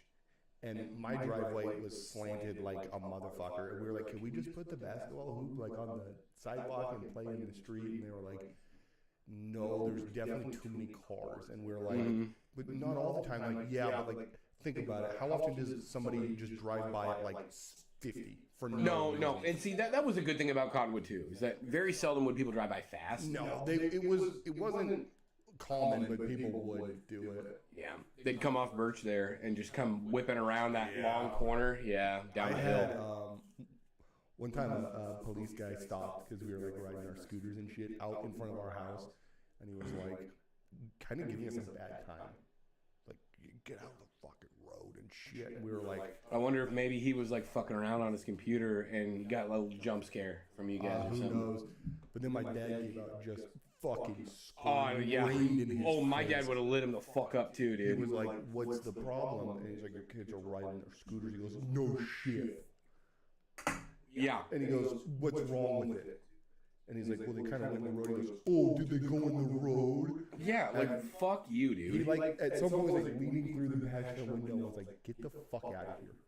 And now. And the guy was like, don't make me, like, he didn't know who my dad was. Yeah, don't make me what? And it doesn't matter. Even if you don't, like, don't make me what? He basically was like, don't make me out of the car. And my dad was like, I'll arrest you before you arrest me. Yeah. Please do it. Please do it. And the guy was like, I'd love to give my kids some entertainment. He still could not figure out what was going on. He goes, you don't have the authority. And my dad goes, I'm going to get you fired tomorrow. Right. And so he was like, he might have been on, I can't remember if this was like his SWAT era art or if he was playing detective. Oh, it had to be SWAT era if he was cheesing some dude up. He was like, you know what I mean? Be asleep right now. Yeah, I'm mad and I'm dealing with some fucking 12-monther right now. Like, fucking get out of here, dude. It was like, rarely did we have anyone just going bananas on our road. Yeah. But I love that neighborhood so much, dude. I was dude. driving to work one day. I was leaving my mom's house. Driving to work. And I was like, oh, I forgot my badge. I have to go back and get it. I go get my badge. I drive by again. This guy's sitting on his front porch. My windows are down. It's a nice, like, summer morning. And he yells, slow the fuck down. And I slam on the brakes. Was that slow enough for you, motherfucker? I was like, I got time today. I go in reverse. I said, how fast do you think I was going? He goes, fast enough that I noticed. I said, brother, I was going 30 and 25. It was not a noticeable difference. And he goes, there's kids out here. I said, there's kids out here at 6:30 in the morning? No. In the middle of summer? No. And he goes, I see him all the time. I was like, you probably remember seeing me run around here. Yep. I live 3 houses up. You want to come yell at me in 10 hours? Be my guest. Fucking turd. And never again. Never again. I was like, what? Some people. Yeah, I'm telling you, man. That like, street had crotchety old people on it, though. Oh yeah, and so we had a few that were down, not on our block, but the next block over that were like that, dude. Where it's an old neighborhood. Yes. It's an old neighborhood as far as like how long it's been there, but also a lot of the people that live there were elderly. Right. A lot of those houses now, though, whoever the elderly homeowners were have either unfortunately deceased or moved on to somewhere else, and those homes, a lot of them are owned by younger or rented out by fucking crackheads, dude. They are. Oh, it's gotten bad. It really has. So like my mom's block still seems very untouched, though. It's nice. That's nice. Yeah. Like so, my parents bought the house when my mom was like 34 or 5. Oh, he's safe by a mile. Super safe. They called him out. Nuh-uh. Yeah. Oh, he's super safe. And so, on that street, it was always Kyler's parents, Old Man Dave. It was Tom's parents. It was Pat. It was, and then the guy that my mom's left, his name is Gary, but his mom owned the house, and he it seemed like at some point it's kind of like live-in assistance with her, but maybe it was his house.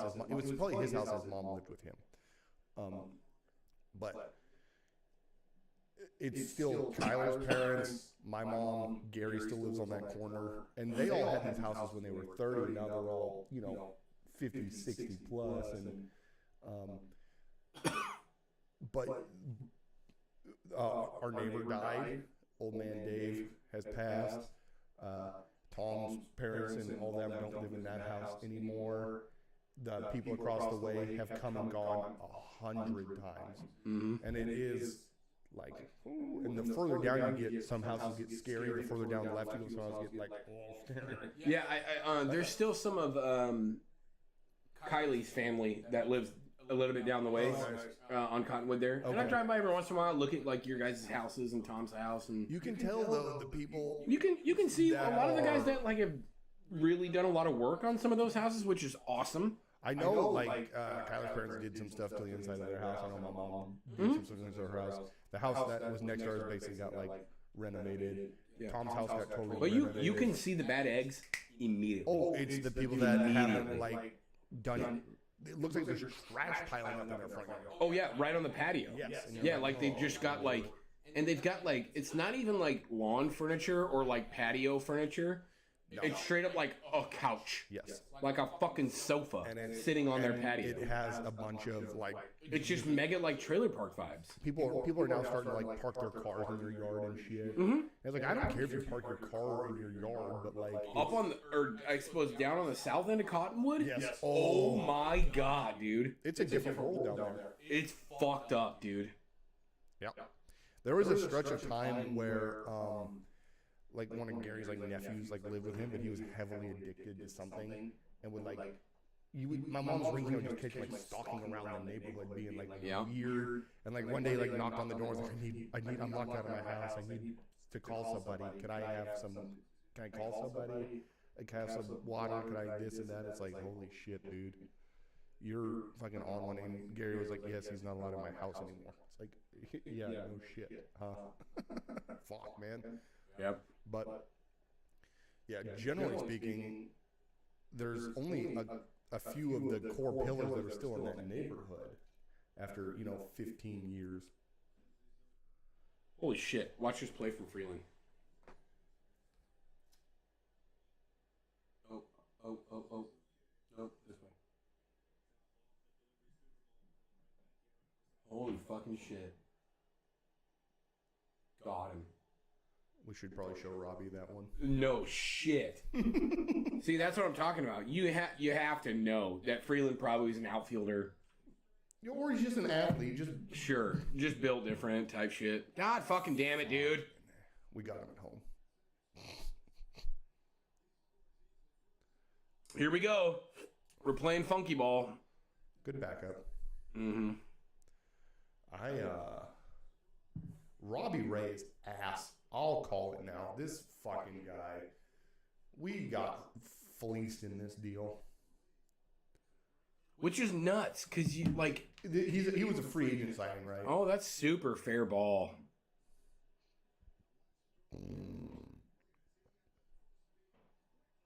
Yeah, he had a great read on that ball. God damn, he was a step and a half behind him, dude. Yep, you got to zoink him, I think. God. We shouldn't have let him pitch this inning, but I understand you kind of have to. See, that's what I mean, man. Is that like, what did you do? Why did you change so much about what you did on your fucking Cy Young award-winning year? I know. Why? I need another brewski. Oh yeah, dude, for sure. Dude. I don't get it. I just don't get it at all. He'll probably throw like 7 scoreless. That's what he did last year, remember? I know, but why is he so inconsistent? And why he just is generally not who I want to see pitching. I agree. And it hurts me to say, like, I still want to lean on it a little. Because I'm like, because I still take that accolade where I'm like, motherfucker. Cy Young is a whole motherfucking season award. This isn't something that's like this guy had flashes of good play. He was the best American League pitcher. Look, I understand. I agree with you. So it's so hard for me to defect from what like his potential. I agree. And he's still so young. He's a year younger than I am. He's fucking 32. Why does he look like he's fucking 40? Because he's built like a motherfucking man. I don't know, man. I don't trust him. That's as far as I'll go with him. Is like, fine, you can be as good as you want to be, and you can tell me he's good, and I'll agree that like he won an award for being the best. I cannot stand him. It just bums me out, dude. It just honestly bums me the fuck out. You know what he is? He's just another Chris Bedard. Fuck Chris Bedard. You remember when the Mariners traded for him in the mid-2000s from the Orioles? Big Cy Young guy. Yep. And he came over and pitched for the Mariners for like 2 years and was maybe one of the worst pitchers in the MLB. Yep. And then occasionally you would see this flash of greatness from him, like, see, I can do it still. And it's like, just kidding, I'm the worst. Oh man, this motherfucker. Oh, why did I think that was Brash? No, they won't throw Brash again. Yeah, he had such a great outing. He was so gave up that one hit, but then okay, lights out. Okay, was it to Bell? Yeah, that ripper. That's strike. I know it missed the spot, so you know. This guy he doesn't know if he wants to call that or not. I know, but when you have Cal sliding out to grab that ball, that's such a tough call to make. He shouldn't be looking at that. What the fuck? I don't know. He doesn't know if he wants to call it or not. We just saw 3 pitches in like a span of 20 seconds, dude. God fucking damn it.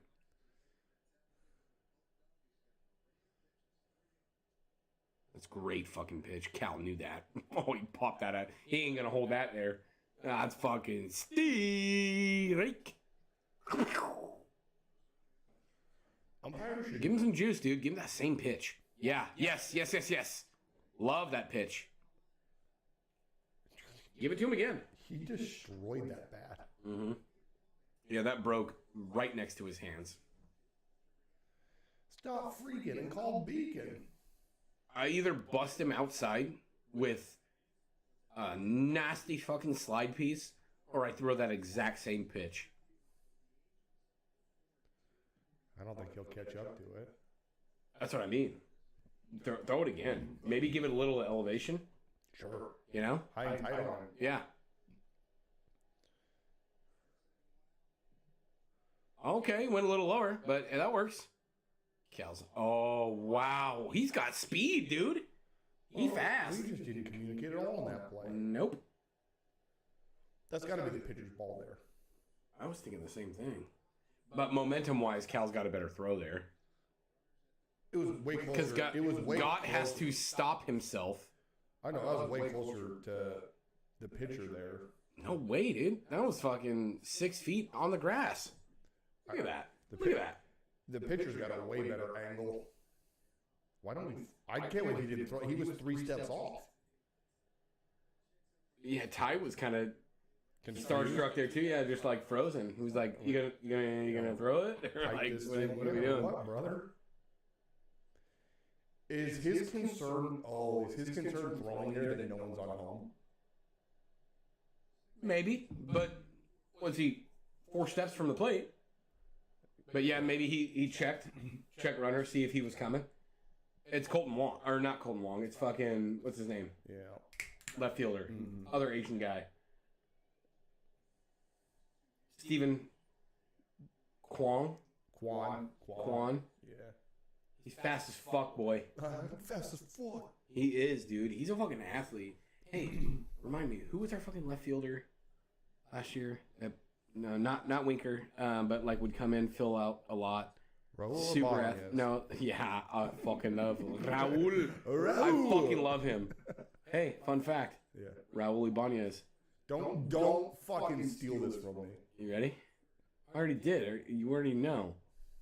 I'm giving you a fun fact. I'm not making you guess. No, you're gonna steal this fact from me. This is my fact. Say it. No, you say it then. First one to hit a home run. Yeah, Safeco. Yeah. Don't you steal my fact. I love Raul, man. Raul. I love Raul. Wasn't even a Mariner. He is a Mariner. No, when he hit that home run, I don't think he was a Mariner. Really? Yes. That. No, I thought he was. Oh, I think you're right. Oh my God. Uh-oh. I think you're right, dude.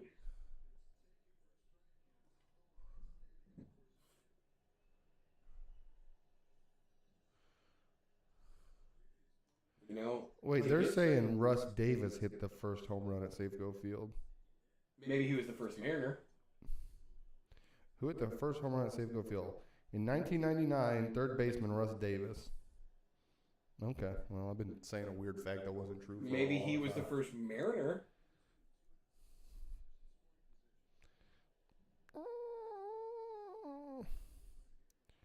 During the third game at Safeco Field, third baseman Russ Davis hit the first home run at the new ballpark. Uh-oh, are we fucked? Yeah, Raul means nothing to me now. I swear he was the first one to do it. Maybe he was the last one to hit it at the Kingdom. Tell you what, do this. Do Raul Ibanez's first home run at Safeco. Right. See what happens there. All right, I'm in.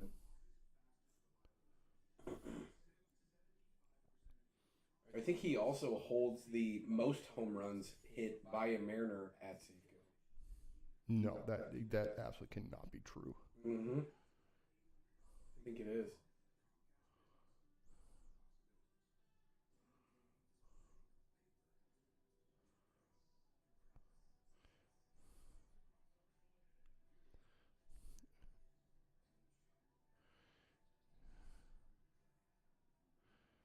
Ibanez hit the first grand slam at Safeco Field. Okay. Maybe that's what we're remembering. At the Park's third ever game.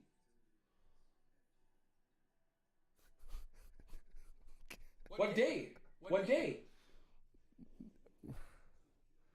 What in the hell? Who hit the first home run at Safeco Field? So in that game, we got a grand slam and a solo shot.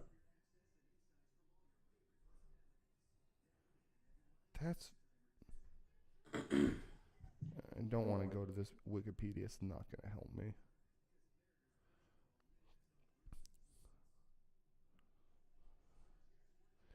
So Raul hit one after Russ Davis, I guess. All right. Well, Same game. same game.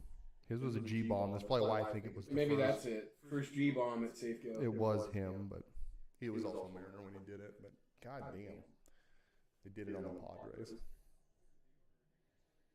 The Friars. Father, Friar, Papa John. Fuck the Padres. I liked them better when they sucked. All right, where's this beer? I gotta do heavy lifting on this beer right now. Yeah, you have your 3 down, so we're bottom 4. I'm gonna power eat 2 hot dogs at once when I get it. Oh God, man, I feel like that's gonna hurt so bad. I can't imagine putting another one in my body right now. Yeah, well, guess how many you still owe?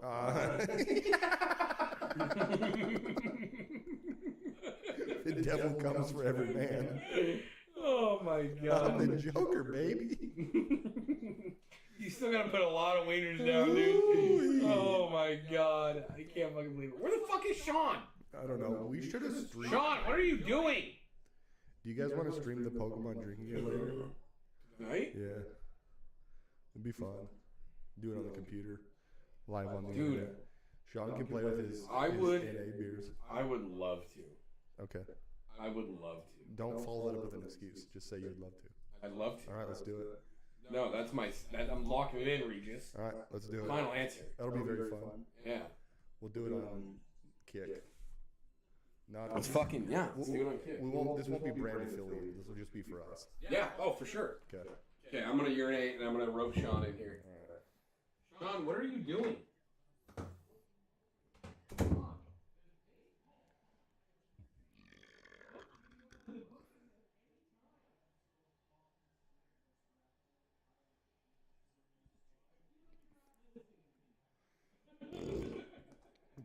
isn't going anywhere. Sean's battling his demons. Hit him. That hit him. I think we'll take that on an 0-2 count. Man on base.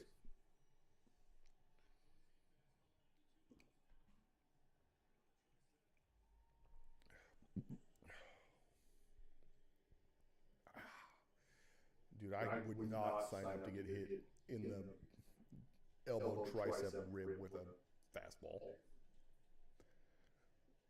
That's all I'm saying. We need, all right, JP. This is his time. This is JP's time, and we'll stop calling him PP. It's JP time. I'm surprised he hasn't tried to lay down like a sneaky bunt.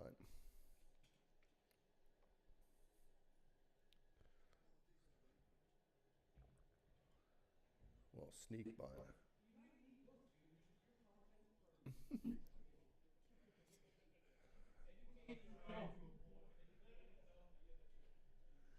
Look at this little guy. Oh, they're warming up. They're warming up in the bullpen. If we get through Gaddis, we can get that bullpen. Good eye. JP's putting up a good at bat here.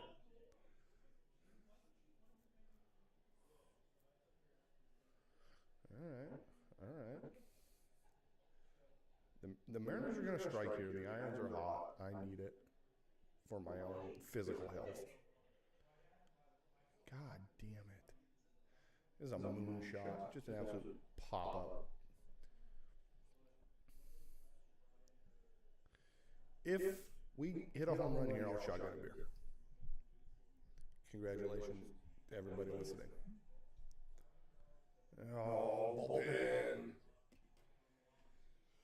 Oh, I'm dying. Oh, we're dying.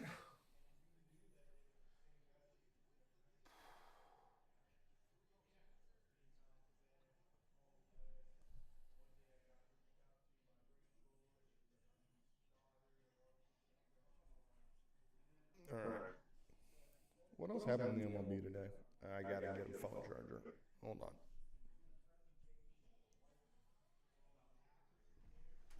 Be right back. Be right back. Meow, meow, meow.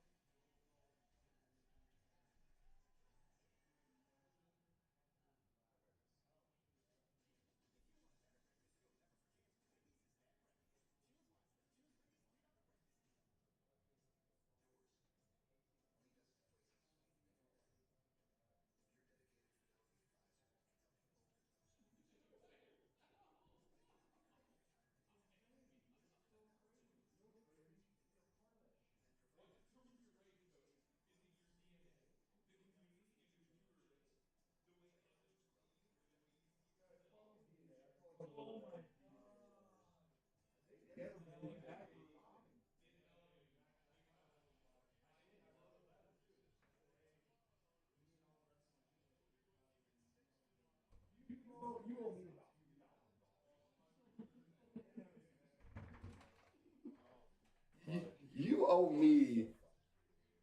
They're like, well, if we pay you back, you don't get the credit. It's like, no, I'm taking the credit.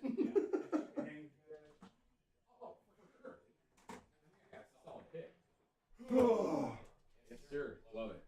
Right. Well, get your fucking ass in here ASAP, Rocky. Okay? And you better make sure that Dolezal book is displayed. I need to put it like with the light shining on it. Oh, yeah, dude. It's its own little stand and shit.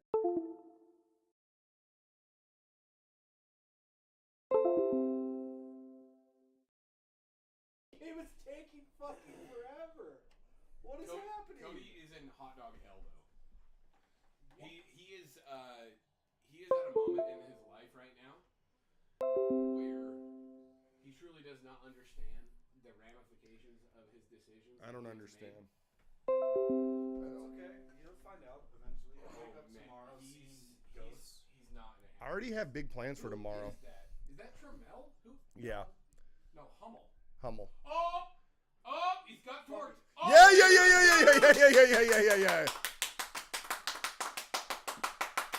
Nice. Yes, sir. Nice. That has to count as a Shit, double, Leo. not an error. That's 100% an error. That's No in and out of way. the glove. That's a hard play. That's in and out of the glove. Home field gets to make the call. I mean, it's a rocket. It's a great hit, but Fucking A. On that high ball. Quan got torqued on. That's a fucking error, It Cody. was right in his fucking mid, man. That's a fucking error. Squeak. Getting close.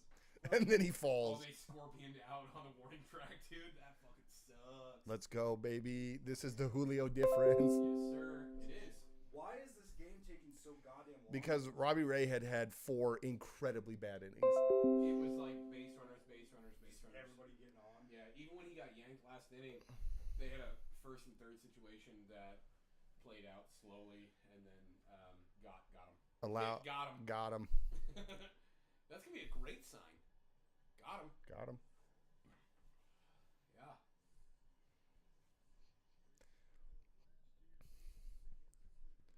So a base hit here scores another. Colton Wong already got us at RBI today too. Mm-hmm. It was a fucking great. Calvin, don't sit so weird. Great fucking hit. Yeah, it was the first inning, like ultra efficiency, dude.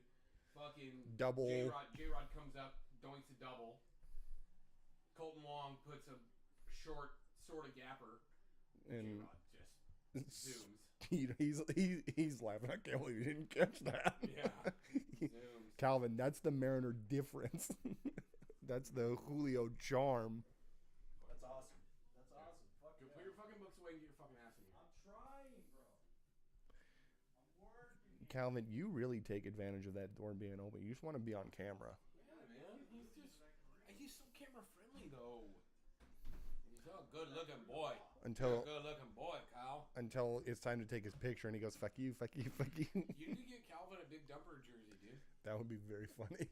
I mean, it's like it's destiny, right? You ever he unlike Yara refuses to wear any sort of Maybe like a bandana then. he'll wear a bandana. I've seen him we've got him with a bandana a few times. Cool. And he tries to fight it and then after like 2 minutes he realizes without Doesn't have opposable I thumbs. lack the opposable thumbs necessary to grab it. He kind of gives in. Hell yeah, dude. Oh, what the fuck is? Oh, hey, what the shit? Oh, fuck, I fucked you, I think. What? You're good. No, I think I unplugged your audio? mic at some point. Unplug the bottom of it.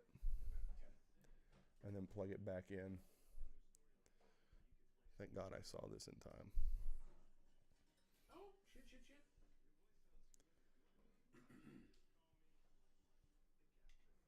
It's hard to get up in there. I know, we'll just tip the mic back so the ass is facing you. No, other way. Like that. And then run it up under the bottom. Yeah. I don't know that rotated that far. Yeah. All right. There you go. You're back. You're live. And we're back. Good shit. Hot mic. Yeah, hot mic. Fuck it, we'll do it live. Calvin. Hey, Calvin. Don't side-eye me. I'm asking you a question, buddy. I don't know why he sits like... If I move my leg, I think he would fall over. He's leaning so heavily.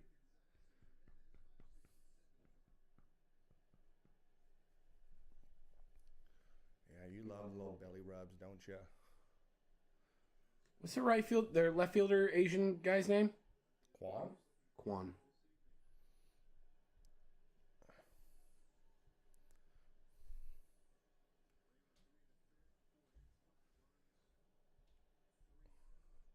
You know what? I'm not going to even call him Robbie Ray. I'm just going to call him Robert like he's in trouble. Well, scumbag. Did I finish that? I need another beer, I think. Okay.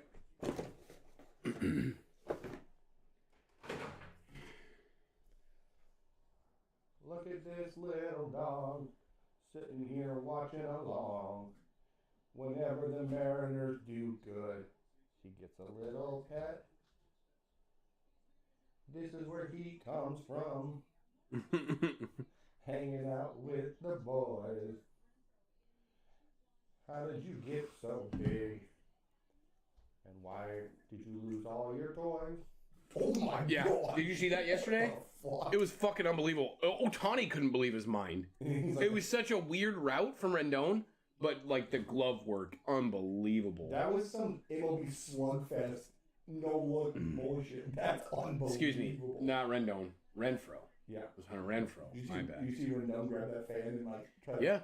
Yeah. So I got two things on that, and I'm gonna go both ways. Yeah. Number one, as a fan, you forgot that pro athletes are fucking human beings. So when you're like, hey, Rendon, you're a fucking bitch, and you get snatched up, big scary. Yeah. Pro athlete gonna fucking bury you. Yeah, you fucking forgot, didn't you? And on the flip side, you gotta just tune that out if you're Rendon. Yeah, why does he care? The Angels won. He played baseball. Now, third development there. That's the most emotion Rendon has shown since being picked up by the Angels. Yeah. But the shitty thing is that he came off of that freak all-star year. Is he getting suspended for that? I assume there's going to be something. Maybe fined. I don't know. You cannot touch a fan. Yeah, I agree. The double standard there is that fan deserved to get his clock run. Yep. But but we are not the commissioner. Oh my God! Now we're doing it. What are we doing? Why? Who eats the air for that? I'm gonna watch it back, but I think Colton Wong takes that error. Yeah, Colton Wong takes that error. Yeah, that's a bummer. That's E4. That's bummer. Playing softball, dude. That's so yeah. Funny. And see, that's a super uncharacteristic thing for Colton Wong. I know now he can't even win his Gold Glove. Sucks. JB's like, hey, what me this time? Yeah, right. King of Air. Yeah, I'm Gucci. Yeah, I'm Gucci here, dude. Yeah. Why is this chair fucking me now? It was not fucking me earlier. Why am I getting fucked?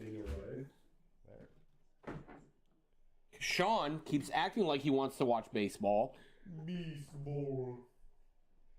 And keeps fucking me. Great pitch. Got him. Bringing the heat. Oh, breaking news from ESPN. Suspension. Oh, Iowa beat South Carolina. Oh. Sean, Iowa beat South Carolina. Hell yeah. How did that Christy or whatever her name is do? Caitlin? Yeah. I don't know. Probably well if they won. Just a fucking set. Probably dropped another 40 bombs. Yeah, she probably had a 50-point triple-double. Hell yeah. She's very good. Little pop-up. She's probably still talking shit about Haley. Only if we're lucky. Probably still. This one's for Haley Van Lith, motherfuckers. You get the post game like, hey, if Haley couldn't be here, I'm glad I am. I am on God's honorable mentions list. I am the best. She is the best. I don't think it's close. Come on, Got. Let's roll a double here. It would have been real nice if y'all did it before, but, you know, whatever. That's fucking such a great pitch. You see that fucking wiggle on that ball? It was rising. And then it just fucking doop. Just like drop 94. Just whoop. Drop right in there. This guy looks so scared. Straw? Yeah. Yeah. Well, now he's a little bit more scared. Calvin, I don't know what's under there. We're going to have to leave here in a minute. He's pesky. Get out. What did you grab? What are you eating? Stop whatever you're eating. Stop doing that. Nice, we saved a run. Nice play, JP. Nice play. Yep. Get up. Come up. Stop laying like that. Hey, you just want all the attention. You have to get out of here, bud. Up. Good boy. All right, we're going to take you out because I need to put my lights down here. Oh, baby. Come on, bud. Calvin, come. Come here. Calvin, come here. Come on, let's go.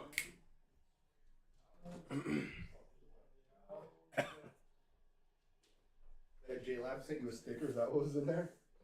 No, it was mouse pad. Oh, cool. Yeah, you register a product. Oh, dude, I didn't even think about putting the fucking That's nice. the tube on, dude. Fucking shit. I was watching DBZ Abridged on my lunch break today, and one of the other fucking apprentices that's in my class is like, "Are you watching fucking Dragon Ball Z, dude?" Well, duh. And I'm like, "Sort of." Like it's abridged where like these guys do like really hilarious dubs over the like the original show. He's Dragon Ball Jason, if you will. Yeah. And he's like, "What?" And I'm like, "Dude, it's unbelievably funny. Oh. It's so fucking funny." Oh, we don't get us right. He's like, "Dude, I gotta watch it. I fucking love Dragon Ball." I'm like, "Dude, if you love Dragon Ball, you gotta fucking watch this shit. It's so fucking funny." You might think it's the funniest thing ever made. It's unbelievable. Like, I can't believe how many views every single one of their episodes has. And it's crazy how much they predicted of like current Dragon Ball stuffs that are happening now. They all fucking said. No, you're good. They all said all this shit in their show. It's so fucking funny, dude. It's so good. Oh, it's so fucking Shout out hilarious. to all the Dragon Ball nerds in chat. Shouts out to Team 4-Star, dude. Uh-oh, we might have to jump a different stream here. Uh-oh, I don't like that. Let's go Marky. Marky's usually good. Oh, we were just on Marky. There we go. Oh, we're fucking bumfucked on Marky. Yo. I mean, Root Sports. Of course, sports. There we go. No harm, no foul. Yep, still got Quan up, so we're good.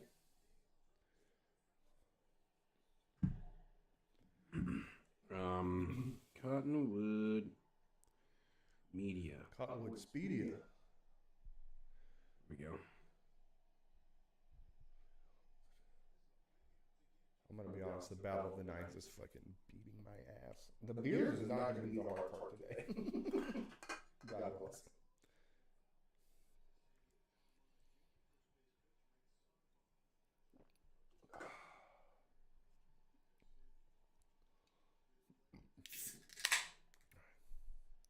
So, I got my one beer over there that I drank, and then these four. So I've done 5 through 4 2/3. Fuck you, dude. We got him at the plate. Oh, why did we do the cutoff, brother?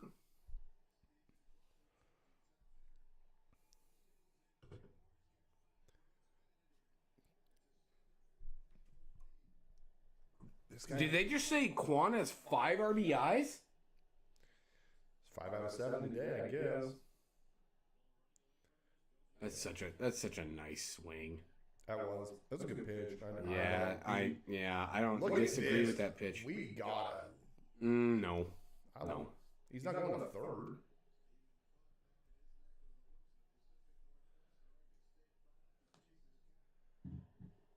God damn. God damn. We got him, and we goddamn him.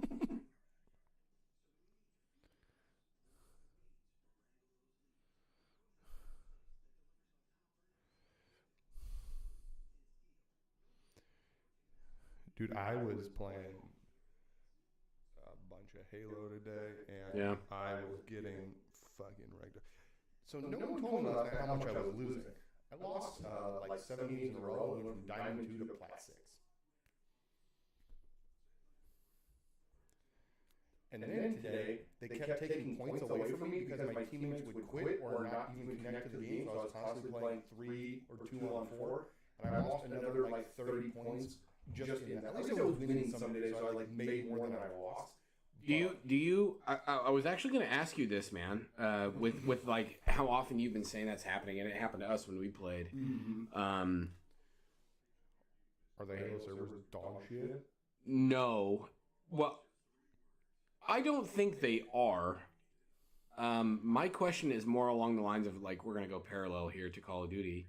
Their ranked system not allowing you to go up or down when a teammate drops. Yeah. You can still play if you'd like. Go play the round, but nothing changes. I think if you end a game and you don't have all the players on your team, you should receive no negative penalty because that's not fair. I agree.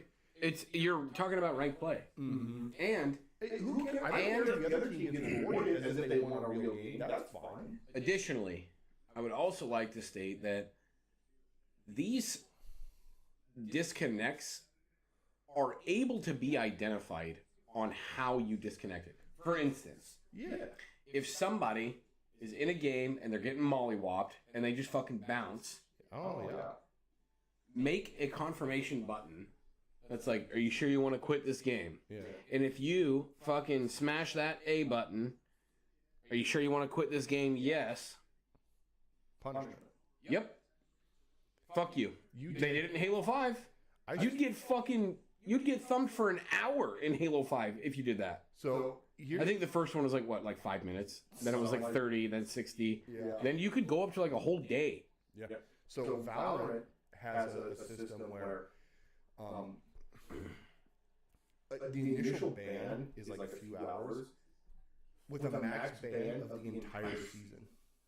Whoa. For repeatedly quitting. Whoa. And they don't fuck around because it's not fun, and then it fucks over the fun of the game when people are just like, oh, I'm just gonna quit. I'm losing fucking bail. Yeah. Or being like, oh, well, I didn't think it would take me this much time. I just have to go. Sorry. It's like, no, that's not how this works. Yep.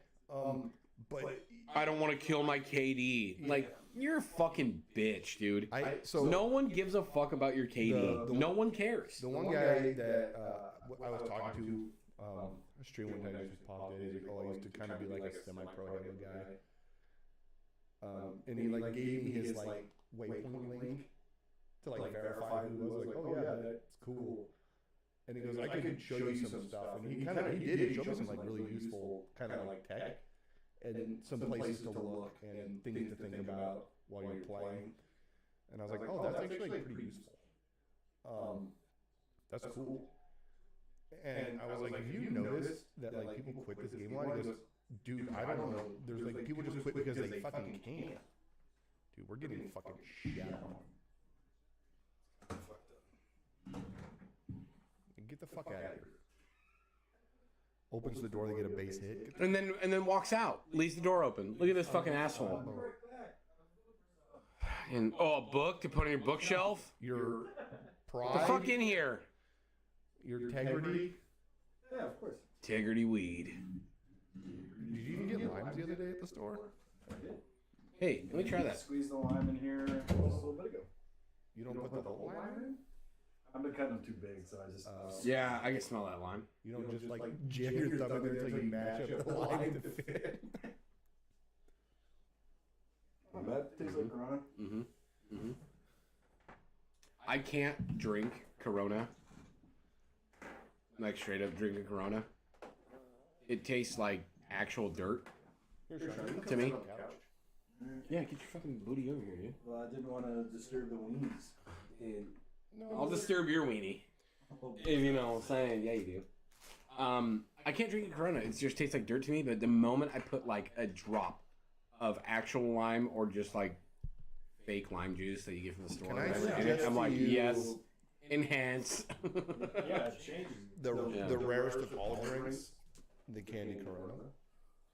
I don't want anything to do with that. You don't even know what it is. You're a hater and a loser. Damn, son. Here, can you put this on top of the desk? Or his cabinet? Not my fucking shit. Yeah, just put it there. Fuck it. Alright. Let's just get out of this inning and start hitting the damn ball. Where did I put my beer? Right here.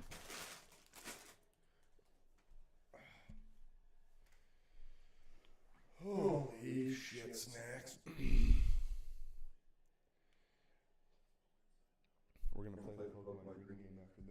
Live on the internet. boy. I was hoping you would play too. I might. Yeah. Yeah, dude, you get your shit. Let's do it. Shit. I'm knee deep in the shit.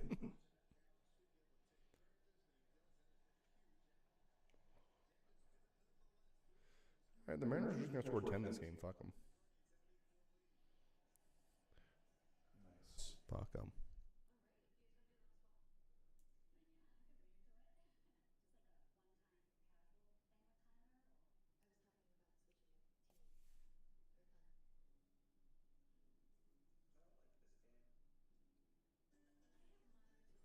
That was a really funny commercial.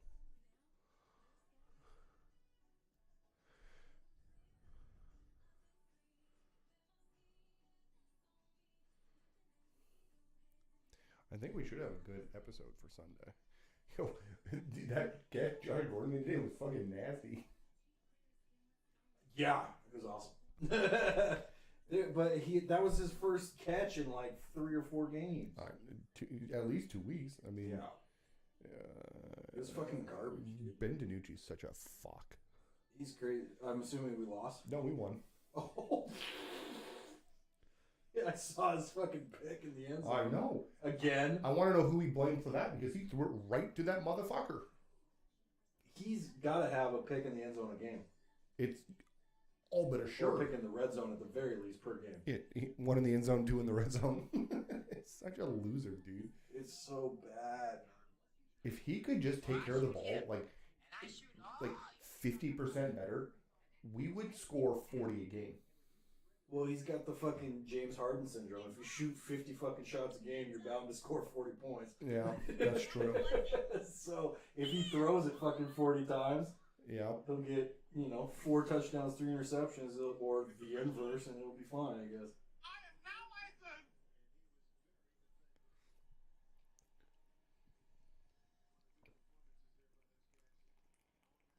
Let's go fucking Rush. He's so good. Boy.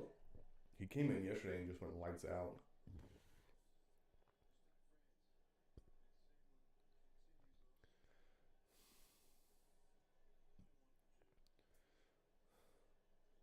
Okay, I'm putting the stream back up. Here we go. Let's bump them viewers. Bumping him.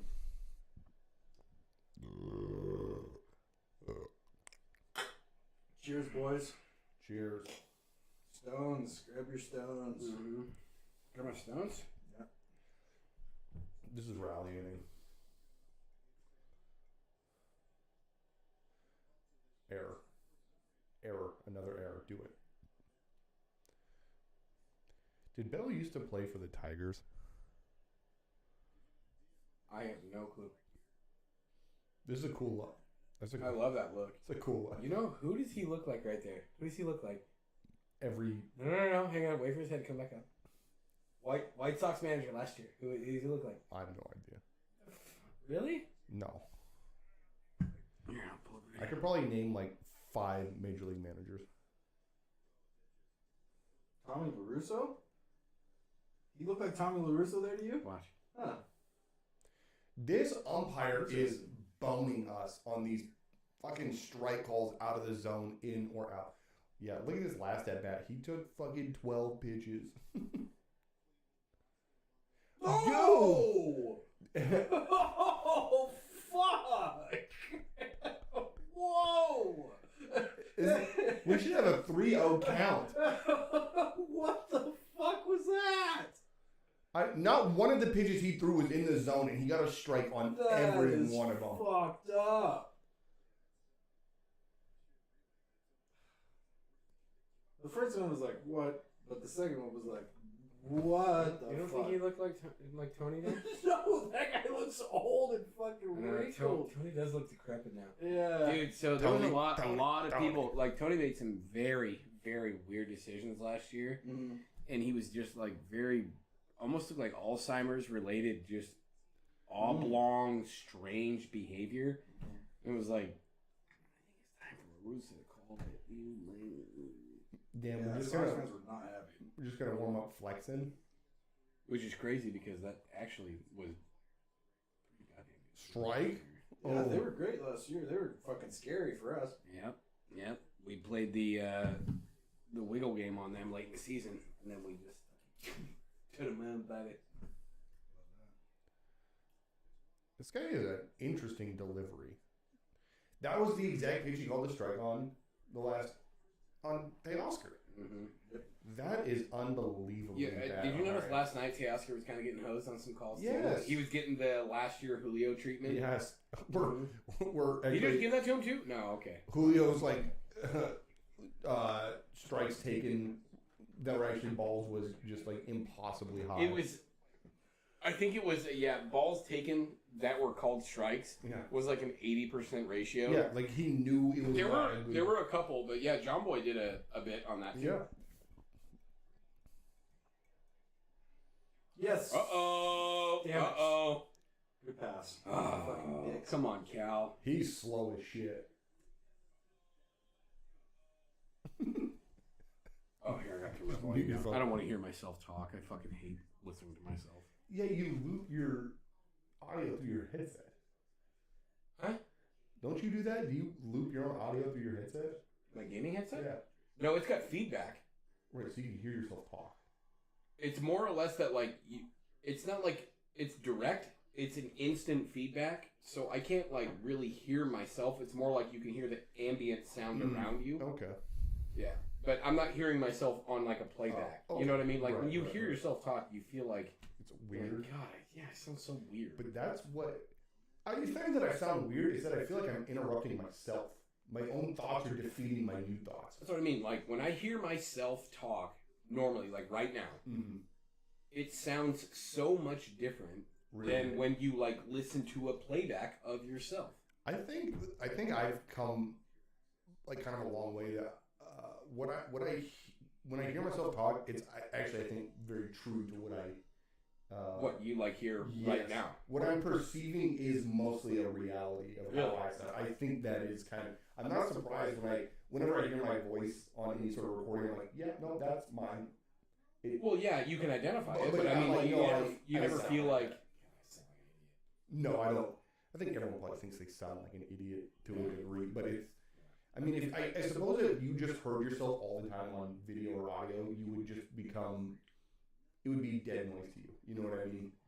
I almost feel like if you feel neutral about it, or you're like, yeah, that's what I sound like, that's fine, whatever. Yep. And if you're like, you have the notion of like, God, I sound like an idiot. Once you progress to the like, man, I love the way I sound, you're like a certified narcissist. Yeah, like, no, you're a certified psychopath, dude. There's times where, like... I guess, I don't know what you'd call it, like your head voice or like what you're hearing as you talk is loaded up one. Sometimes I'll hear myself, I guess I get caught off guard, like sometimes I'll hear myself on video and I'll be like, oh, I thought like I had a more booming voice than that.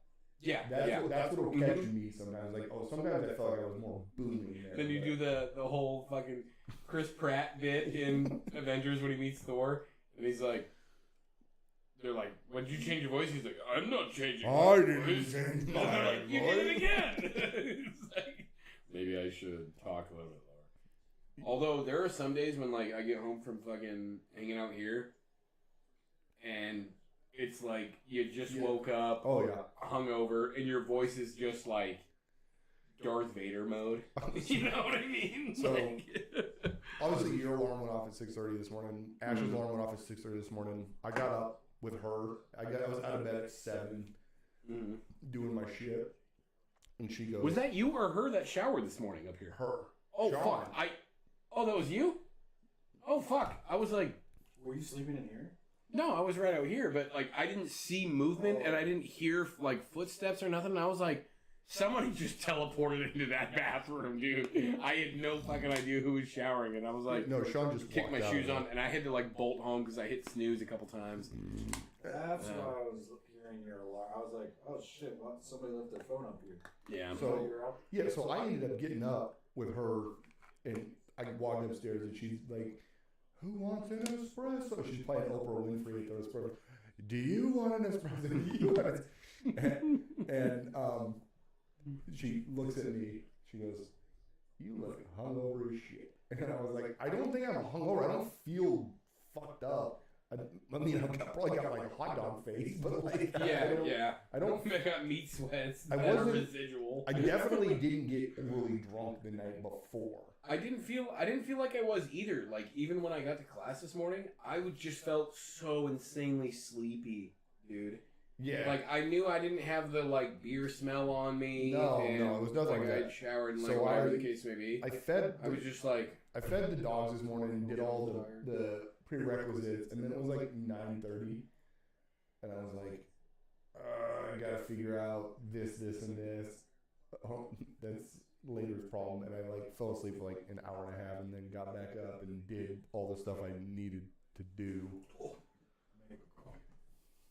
But I was like, I honestly I felt worse waking up today than like the heaviest days of drinking. I don't know why. Yeah, me too, man. I felt like it was sledgehammered, man. It was. I know. I mean, I know. And I didn't why. like you said, dude. It didn't feel like hangover weirdness. It was like I just felt so I really tired. don't get hangovers though. Well, honestly, very seldom am I ever drinking liquor. That's where I feel like the hangovers come from. Yeah. Absolutely. When I go over to, like, when I was staying with Josh, we'd always drink rum and cokes. Yeah. And I'd fucking have to, like, get up and go to work and sit in the fucking van pool. And I'd show up to work smelling like rum. And I'm like, I am actually hungover. I need coffee stat. Yep. And I need to start sweating. Like, right now. Like, we need to go throw panels. I need to start sweating and get this out of me right now. And take a good old classic big old shit. That's what I felt today. Is like, I finally, like, unloaded the demons and was like, oh yeah, I feel like way fucking better. Dude, my afternoon shit was hot snakes, dude. It's so bad. Hey, dude, look, my elbow's doing the thing again. After I had the surgery, it's doing the thing again. See that? The fucking bubble? Yeah. And it hurts. I cannot, here, straighten that out. Totally relax, straighten that elbow out. No, 2 hands. You need 2 hands, bud. He's so strong. No, it's that you can't do it. Like, my elbow doesn't straighten my arm out. Totally relaxed. That hurts so bad. Yeah, I bet. Yeah, it's so bad. Stiff. What happened to your elbow? Which time? Yeah, it's just, well, see, this one I can't totally straighten out either way, so that's just, I don't know if that's just like a anatomy thing. But I have no pain here. I don't have any bone spurs, bone fragments. I had bone spurs that ended up rubbing on this tendon really bad. And you can feel it, like, it's just like this weird amoeba bubble. It's so gross. Like, look at the swelling there. It's like fucking Play-Doh, dude. It's so gross. And it got so bad to the point that there would be some days where I'd go slam the gym, and it would inflame, and I could not straighten my arm any more than this. I'd literally have to, like, sit here with my arm like this all day, like it was in a fucking sling that was invisible. And those spurs ended up rubbing so bad on that tendon that it started making these 2 fingers go numb. You know, like you poke your fucking funny bone or whatever, right? And it was starting to be so massive that these fingers were going numb. And then, hey Sean, give a shout out to Katie. She said, "Good thing we have a doctor chat." Oh, baby! What's up, Katie? What up, Katie? Katie, tuning in on the stream. Love it. I don't know how to diagnose that. He's a doctor. doctor. Got fucked up elbow, dude. So, I'll keep going. Yeah, go for it. But tell him about when you hurt yourself in a random pothole. A random pothole? People's elbows a pothole? The hole in the outfield that you just like blew your shit Oh, out. no, that wasn't a pothole. That was I separated my left shoulder. It is a sprinkler hole. Is that what you stepped in? No. When When we were playing out at LaPierre? Or not LaPierre, Larry Scott. Yeah. No, dude, I went for that ball. Oh, you just tripped and ate shit. Reached out and it was a super shallow fly ball. I know we're kind of tangent here, but It's funny. It was Tom so funny. playing short and I'm playing either center or left. I don't remember, but I'm fucking beating feet for this like shallow fly ball behind shortstop. And Tom later said he's like, "Man, I should have got that ball." And I was like, "Dude, you always know I'm running for it." And I'm coming in this ball and I scoop super low and snag this ball. And now I'm so forward leaning and off balance that I'm like, I have to roll out of this. Like I'm gonna fall. I try to roll and I tuck my left shoulder, did not tuck, and I fucking went vertical. that sucks, dude. It just buried my left shoulder straight into the fucking grass, dude. Damn. Pat, Separated my shoulder. Pat, don't go full screen on that. Go comments open. Oh, okay, yeah. You know, My bad. We can interact with our number one fan. Yeah. Okay, got it. But that's why. I mean, when you made that catch, I was like, oh, that was awesome. And then you got up. I felt so good on the catch. I was like, fuck yeah, because it was like snow coned, dude. Like, I couldn't believe I got it. But as soon as I came up, I'm like, yeah, I'm like, it's out. It's out. And Tom's like, dude, sick catch. And he gives me like a pat on his shoulder, and I was like, fuck yeah. And I'm like, I'm like instant sweat, right? He's like, Josh, you gotta pull on back again. Yeah, I'm like, it's out. And Josh was like, what do you want me to do? And I was like, you know what? Don't touch it. I'm like, just pick my arm up for me and put my hand on the pole. And I had zero grip strength. But I'm just like, I just tried to grab a pole so hard. And I was like, I want it to loosen. And so I just like, Josh like had me by the torso and gave me like a halfway jerk. And I'm like, oh, fucking shit. Oh, that hurt so bad. And so instantly, Josh and Zach both had ibuprofen. I had like 6 200 milligram ibuprofens and a fucking tall boy Rainier and just slammed this Rainier and 6 ibuprofen. I was like, oh, it hurts so fucking bad, dude. So was it separated or was it just out of joint? Oh, no, it was 100% separated. I separated my right snowboarding, I don't know, like 2013. Felt exactly the same. It was. Exactly. And then I remember super hurt, dude. And now I have this bump here, you know, where like like made like the most makeshift sling of all time. Dude, I would have much rather just fractured my collarbone than separated. So that reminds me, we were at like the classic Blackout Friday flag football game, and I don't remember. It was just a regular flag football game over the winter. Everyone was back from school, having a good time, and I wasn't there. Ash and I went and did something. And next thing I see on the text chain is, does anyone know how to put a shoulder back in? And I'm like, oh, tell me more. Oh no! It breaks down to where one of the guys, Scott, like I guess dislocated his shoulder, popped it out, and they spent the next like 20 minutes of Moema convincing him that he knew how to put it back in. Oh no! So You're asking for a bone break. And so after convincing him, he's like, all right, we'll do it. He takes a couple of shots, and Moema goes up there and gets, as the story goes, just like yank his arm straight down. Oh, fuck.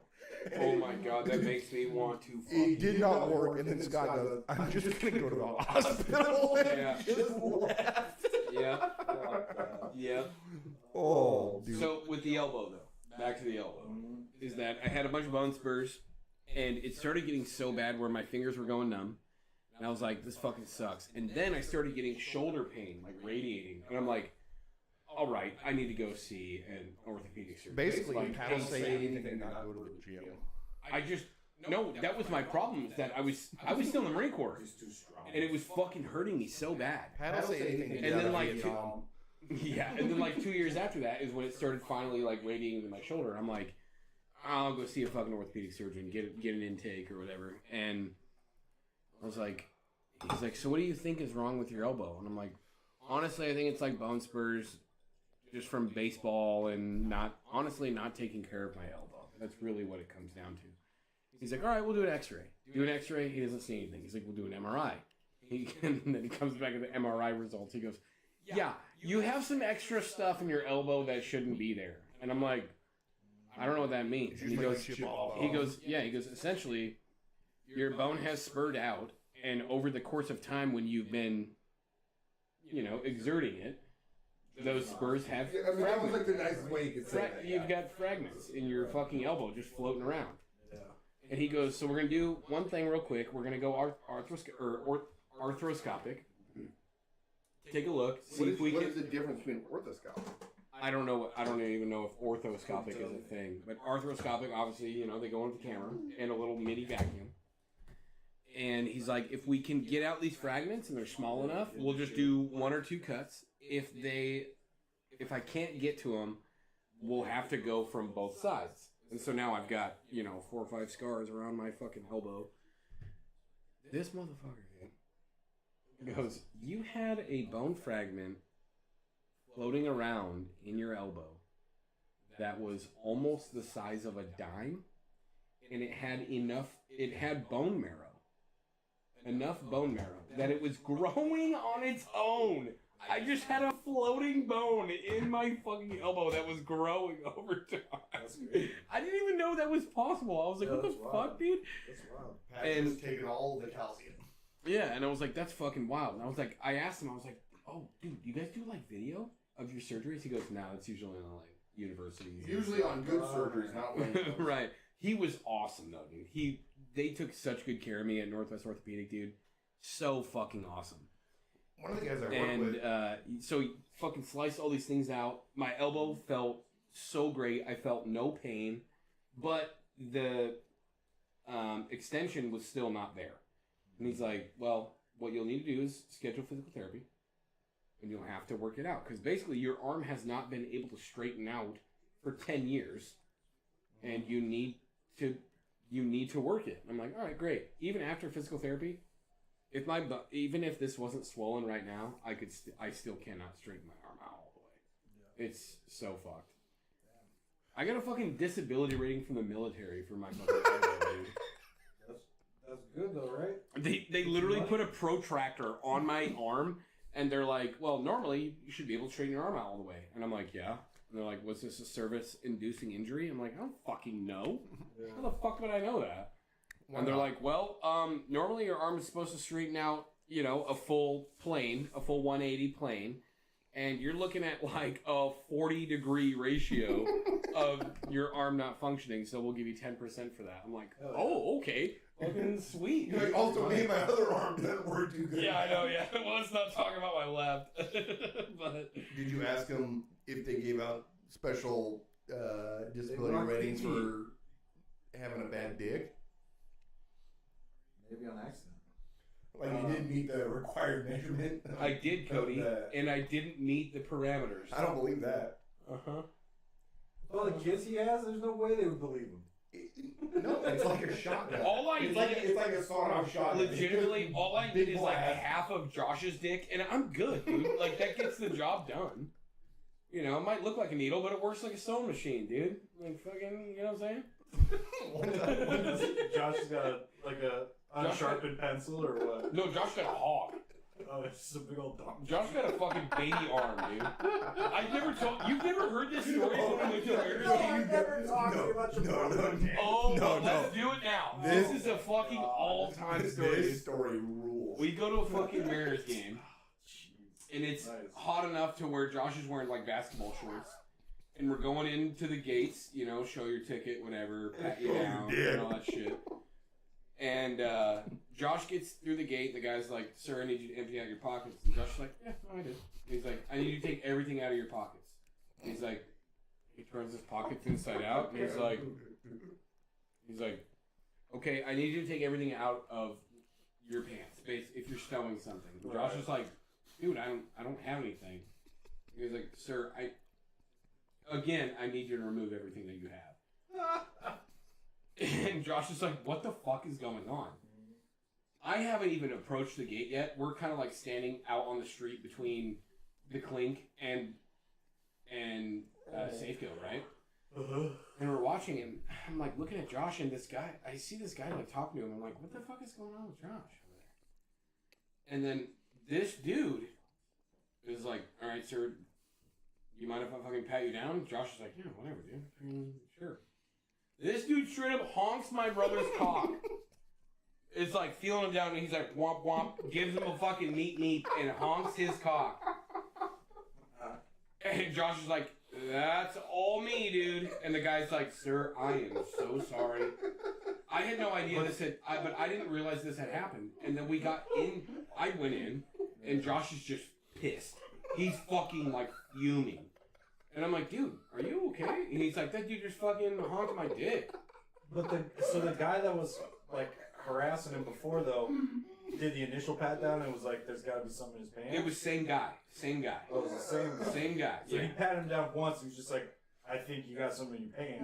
No. So they don't do a pat down. No, it's like when you unless they suspect So something. they saw his dick through his shorts. Yeah. And they're just like. They thought he was smuggling a fucking banana or something. Yeah, or a Glock or I don't know. Fucking yeah. And fucking gave him a weed hog, He dude. should have just been like, I promise you. Like, just start Right, moving just around. fucking shake that shit. Yeah. Every but time you tell this story, it is as funny as It's first so time. great. It is unbelievable. I told Josh, I was like, dude, you should have milked that for season tickets. You'd be like, I want to talk to your fucking, Yeah, not your sexually manager, harass the I fuck want out your of you. manager's boss down here I now. want the head of security to Yeah. report a I sexual want assault. Safeco Field CEO I down want the here murder right moose now. right now. Right. Give me the moose. And I want season tickets or I'm fucking, like, Dude. just blackmail the shit out of I'm them. not kidding you. If someone was like, take it out of your pocket, and I was like, there's nothing in there, and then they just like squeeze my dick, there would be so many problems. I would be me tooing harder than anyone's ever me tooed in their life. It was an all-time moment, dude. It was so fucking great. Just imagining John being like, he's just like standing like this, and this guy's like, That's what I mean. And see, I didn't see that because, like, all I see is Josh's ass, and he's, like, doing this, and I'm like, what the fuck is going on, dude? Like, my brother would never bring anything into a game, so I'm like, you know, any paraphernalia or really anything that's unsettling into a game. I'm like, what the fuck, dude? Like, we've been to 1,000 fucking Mariners games. the first time we flew down to Arizona, Asher was like, she hadn't flown in a long time. Maybe it was her first time flying. And I was like, oh, it's going to be fine. It'll be fine. I just want you to know that when we go through this security line, they're going to pull me out. So don't worry about it. They're just going to pull me out of the line. She goes, they don't do that. I said, no, they do it to me. So I go through, we're at the Pasco airport. I get pulled out of the line. I go through their whole body scan thing. And then they pull me out of the line. And the fattest fuck security guy goes, I'm going to have to pat you down. And I said, why? I did your machine. He goes, and I'm going to fingerprint. Or it's not the fingerprint, it's wherever you like, the thing that registers like substances on your hand. Oh, okay. It's like a chemical test Yeah. of some sort. He goes, we're going to do this. And I was like, Where were you? Pasco Airport. Fuck. And I was like, all right, I'll play all your games. TSA is way overreaching. And so, it's fucking I insane. got booty scooped and finger tested. They fucking credit card your butt crack? And I was like, this is bullshit. And then I turned around and looked at him. I said, are you done? And he was like, yeah, you're clean. I was like, I know. And I looked at him and said, I know why you did this to me. And he was like, it's protocol. I was like, I was the first person out of the 50 people in front of me that you did this to, and I don't look like them. I know why you did this. So we move on. And then I told her when we were leaving Arizona, they would do it again. Cody pulled the race card. He went full on racial dolezal, dude. Yeah, I'm a white, dirty-looking man that loves drugs. It's hard to Yeah. look homeless and get a plate. So the first time this happened to me, I was 18, flew to California. This is the first time in my adult life where like my parents weren't there. I was just flying to California in front of all of my classmates. Pulled out of the line, taken into a glass cube, had to take my shirt off, had to get my body wiped down, and they're like, What? it was like the same thing for my hand, but they did it on like my neck, across my cheek, and my hands.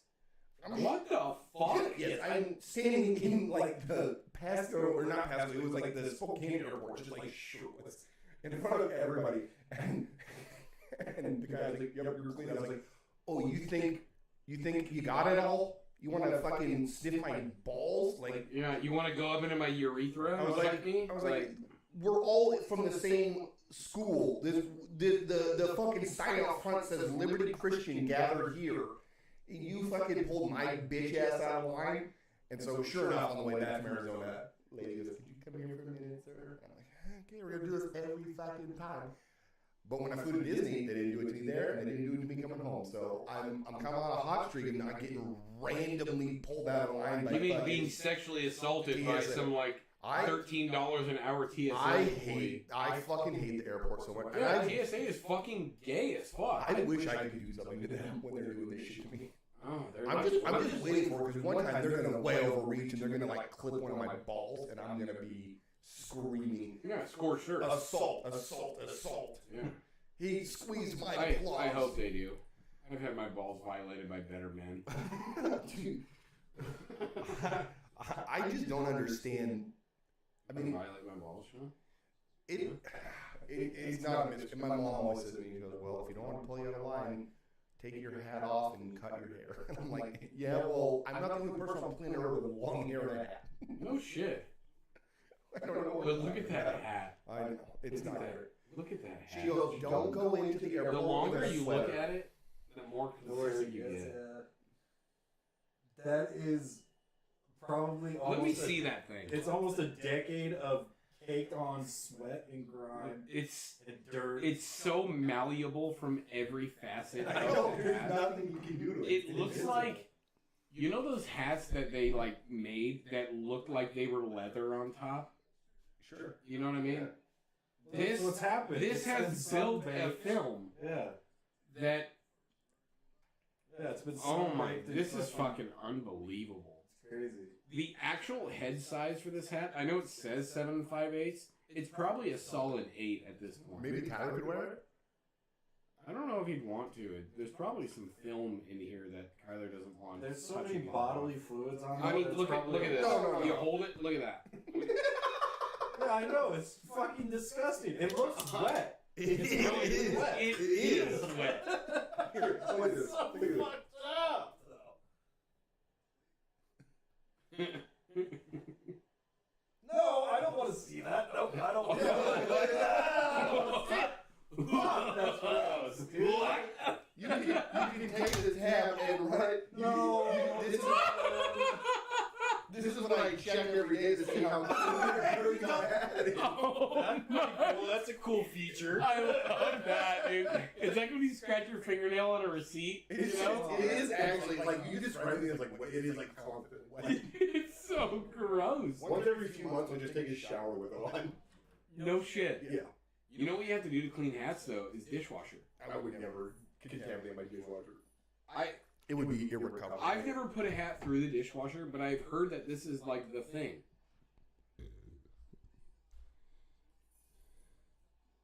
Got him, double play. Bang! Double play. Got Mike Z at home. Teoscar. Oscar came through on that. Yep. No, we stopped him. No, we stopped Mike Z. No, we stopped him. What? How many times are we gonna say we? Dude, I wasn't even Move. close. No, shouldn't have sent him. Oh, Mike really? Z- Mike His Zanino, fat ass, dude. Probably should have kept him at third. Everyone, don't forget to like, comment, subscribe to the stream. Yeah, no, that's the only correct response is you little essay, a little season tickets. Them's the rules. Yeah. Hey, Yara. Are you the new Sean? Can you sit? Sit. Gar's coming to hang out. Dog stream. What's up, Yar? She got crazy guys on camera. I don't like that. She's a woman possessed. She got that Resident Evil eye. Oh. Alright, let's give Sean his spot. When? Yar. Up. Up. Let's go. Let's up. When? Up. There you go. Thank you, honey bunny. I know Let's you go. Your hair looks beautiful today. always needs all the attention at the time. I love how on her exit she did the one last turn to Sean. It's like, you guys still like me, right? Yeah. No, it's, Okay, just checking. Okay, I'll go. this is. Oh no. If you won the lottery, would your wildest dreams be just pillow fighting? That seems pretty doable to like the everyday man. Just so we're clear. Maybe like pillow fighting with like, Hookers. I was gonna say like Victoria's Secret models. I'd knock them instantly. Right. Like I'm gonna beat you, and then we're gonna go party on my yacht after this. It wouldn't be a challenge. I want a challenge. No. Yeah. If I'm gonna pillow fight, I want them filled with bricks. No, if I'm a gazillionaire, I'm never losing at anything ever again because I'm gonna rig it to my victory. Of course. Every time. Yes. Unless we're playing softball, I will definitely come out and play softball with you guys. Well, you rig the league. No, but you bet your ass we're getting hella bats. Everyone. We're getting new gloves. We're getting new bats. We're gonna fucking pay Tom out the asshole to give us some dope ass graphic design shit for our squad. Yeah. Dude, how dope would that be if one of us won just like the biggest bucks ever and just like stayed the same dude? But it was like, dude, this is our money now, dude. That's all it would be. It'd be so cool. I would just like try to retire as many of my friends as possible and just like keep in my back pocket everything that I need. Okay, so there's always this question. It's like, what's the first thing you'd buy? Yeah. And I don't know why, but like the first thing that ever comes to mind is just paying off my mom's house. Like every time. Like I just want like my mom, because my dad sugar mama it up. Yeah, So like he ain't got nothing to worry about You there. would say that just so you could be like, in the state of Washington, I would not use any of the money on myself. So if you wanted to maybe let me win the lottery, yeah, exactly. I would help out the state in every way possible. Yeah, exactly. But like, I'm like, dude, what if my mom wants to move or get like a different house or like some shit? I'm like, dude, mom, I'll just pay off your house. I Fucking win the Mega that'd be super Millions, dope. they give me $600 million, instantly buying a Bentley G-Class mega house, moving my mom into the mega house, Yep. and then seeing if I can broker a deal to buy whatever company I work for. But see, I wouldn't want my mom to have a mega house because I don't think she would even like No, that. my mom living in my mega house. Oh, got it. Oh, that's actually not a bad deal there. Yes. That's dope. I'd also It would have, like, one of I would the- instantly buy season tickets for this fucking crew right here. I wouldn't do that. Instantly. No, I would buy the best seats every week. Oh, they're like platinum club. Yeah. They have like their platinum lounge Those shit. right there, yeah, I'd buy everyone. No, not box seats. They have these like this Oh, I know like. what you're talking about. Yeah, Have you seen the revamp? Yeah. It's fucking insane, dude. So It's so nice. When they made the playoffs, there's a guy named Jokers, and he, I think it was because he was a season ticket holder. He had the opportunity to buy one of the suites. Yeah. That sat 20 people. It was $20,000 for the playoff game to sit in it, Yeah. and he had whatever. He just said, "Hey, if anyone gives me $1,000, they're coming with me. I don't care." Yeah, and it's like it seats like 20 to 24 people or some shit like that. And It's a so- ton of people. He I think actually went to the playoff game in the boxy. I gotta go put a little bedding on the bench and we watched all this shit. Okay, box seat conversation to be continued. I think that was kind of the end of it, but I mean, I think it would be sick to get a Mhm. sit. Be so fun. But that's what I'm saying. Season tickets don't get you good seats ever. So long story short, we need to start buying more lotto tickets. What are you listening to something here? What you got going on? Poor man's taxes is what the lottery is, buddy. Yeah, it is. Also, And I love that the lotto, like, hardcore pivots to like, well, we pay for your schools through state grants, and it's like, bro, it's fucking gambling. Like, shut the fuck up. yeah, it would be very interesting to see. It will never happen, but it'd be very interesting to see if that got obliterated. Like, Okay. what fucking money would the government have then? Did you guys do this when y'all were in high school? Did you ever have a 50-50 at high school games? A 50-50 people would buy bucket? raffle tickets and shit. And I think it was like half of the 50-50 proceeds would be donated to the ASB for the school. Mm-hmm. And the other half is straight up to the winner. Oh wow! So like if it's your ticket, if your ticket gets pulled and they call it out, well, you know, like late third quarter in a fucking football game or whatever, Sure. fourth quarter, you take the rest. That is like absolute true gambling in its purity. It's like you realize when you're paying for a 50-50, you're donating, dude. You're donating to the ASB. That's what you're doing. You don't give a fuck if you win. Yeah, I never knew that's what it was all about because I never did it because I was playing sports. Well, so. and they can't do it in high school games anymore because it's gambling. Oh, it's no longer allowed. You know what? I don't know. That's a great question. However, I can say they don't do it anymore. I don't know if that's why. Yeah. However, I would assume that's why not. Well, Why they don't do it anymore. they've been really cracking down on that shit with like the video games and like the loot box shit that happened, like 10 years ago. Yep. Where they were just like, this is children gambling. This is Straight up gambling. So, Straight up gambling. So they really locked down on that. That was probably around the time that they got rid of it in high schools. Because I remember there's a little bit of talk about the fact that like it's legal because some of it is donated to a school, which is considered a donation. like public donation Yep. to a public organization or whatever. So that was the reason why it was legal to be in like a kid area setting. Yep. Well, and then the reason for the payout was that, as far as tax code is concerned, basically it was this entity. They'd use a third-party entity that would gift the winner. And so you're not gambling. It's not betting or anything like that. It's literally a donation complacent thing. That is Compliant, immediately I should turned say. around to Right. Yeah. And that was the coolest thing ever. I always thought 50-50 was the coolest thing ever. Because, like, every once in a while they'd be like, all right, we're reading the 50-50 tickets. Here we go, and we're, like, in the break between the third and fourth quarter, whatever, of a game. Yeah. 5, 4, 7, 2, 3, 4. And you're like, yeah! You fucking stand up and wave your fucking ticket. And you get, like, it's usually, like, $202 or whatever, The one time I won something like that, it was at like a community college basketball game or something like that. And it was like third, second, and first place. And I won the third place one. It was something fucking stupid. It was like a fucking, like a mouse pad or like just something fucking like hella cheap. And then the first place prize was like a fucking 50-inch screen TV. Oh, shit.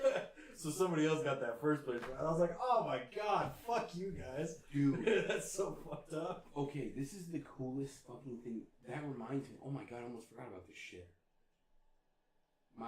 It was like our senior class party. And we went out to the fairgrounds.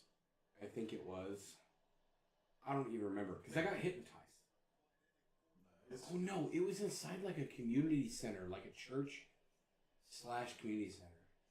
Anyway, they did a bunch of like gift giveaways, and one of them was a Nintendo.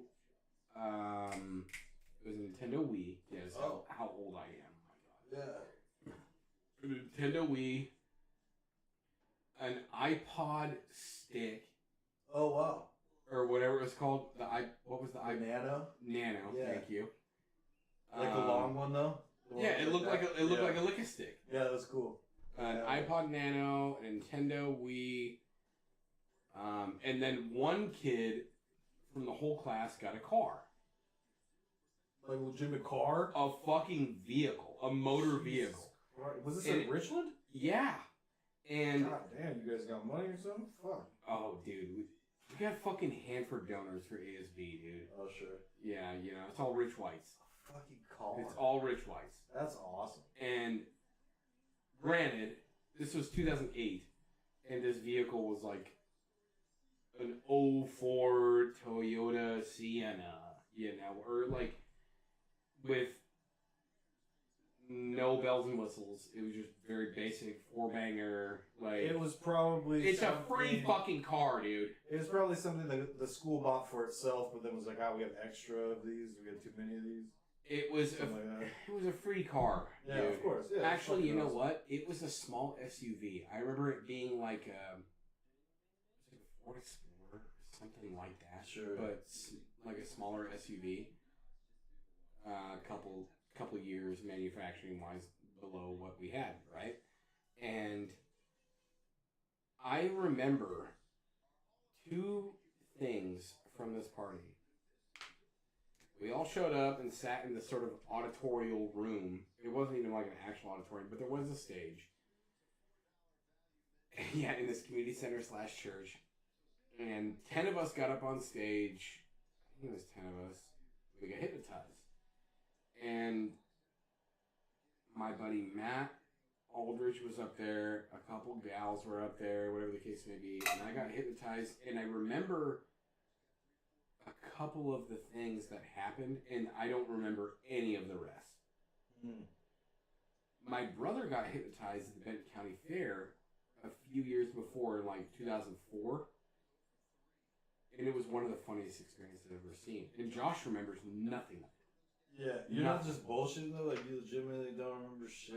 I remember. You're not bullshit just to keep up with the illusion. I swear to God, dude. I remember two things vaguely. I remember one time being told that I was the Pussycat Dolls super fan, and that one of the girls on stage was one of the Pussycat Dolls, and I was like mega swooning over her. And my girlfriend at the time was pissed. Oh, jeez. After the show, was pissed. Yeah. And I didn't know why. And I also remember somebody flapping their wings. It wasn't me, but like I remember somebody flapping their fucking wings up on stage. Other than that, I don't remember fuck all, to the point where he did this like method where like he wants you to think about your toes. Think about how your toes feel, and then he just like worked up, and once it met like my hands, I remember nothing. Like, bloop, I'm out, like sleeping. Well, yeah, I read an article recently about in the military, did they train you like that's how you go to sleep? Did they ever do that? Where they said like you got to do basically meditation, and you just like you think exactly that, go from your toes all the way up. They didn't like do sleep training or anything. I was so tired and took every opportunity I could to sleep. Yeah, like anytime, like for the majority of my time in the military, it was very cush. It was so marshmallow cushy for me. But I do remember sometimes where we had to go to the range, or like when I was on my pre-deployment training where I'm working 32 hours straight, and just like, I'm gonna pass the fuck out. Give me a rock for a pillow, dude. I don't give a fuck. I literally used my Kevlar helmet for a fucking pillow. Yeah, and just would sleep. It must have been like something, but or maybe it's a new thing. I don't know anything about that. What you're talking about. Yeah, it might be a new strategy because like sleep meditation's been a thing for fucking ever, but maybe it's a new thing in the military. Oh, I use sleep meditation now. Yeah, because I struggle to sleep bad. They're like training military guys not to do that, and like probably in like deployment situations, and like especially under like heavy fire and shit, or if you're in like really hot where zones, you have to rest. Yeah, or your body will fail. But that would just be so fucking hard, like especially if like fucking bombs and gunshots all over the place, and you're just like, I gotta go to sleep. That's the thing too, is that the scariest thing is IDF, and IDF is what we call is like indirect fire, and that's mortars, right? It's basically like anything that could hit you probably won't, but could, and it's gonna do some devastating damage type shit, right? And anytime there's IDF around, you're like, oh, I can't sleep. Can't fucking sleep. So I can see how that would work. But see, that's what I do now. And it's less of sleep meditation as in like think about your toes type shit. What I do is breath control. Yeah. I do the 12 count and back. And it's like a big slow accordion. It's basically the way I think of it. That's the only way I can talk about it. But and when I do that, I think every single time that I think to myself that I'm gonna do it, I'm like, this isn't gonna fucking work. And then I remember, I'm like, it literally works every time. And I sleep so deep when I do it. It's fucking insane. Like, I always remember getting to about 10 or 11, sometimes like 9, and I never remember. I don't have dreams. I just straight up don't dream. I go eyes closed to alarm. Like I fucking teleport. It's amazing. It's amazing. That's a great catch.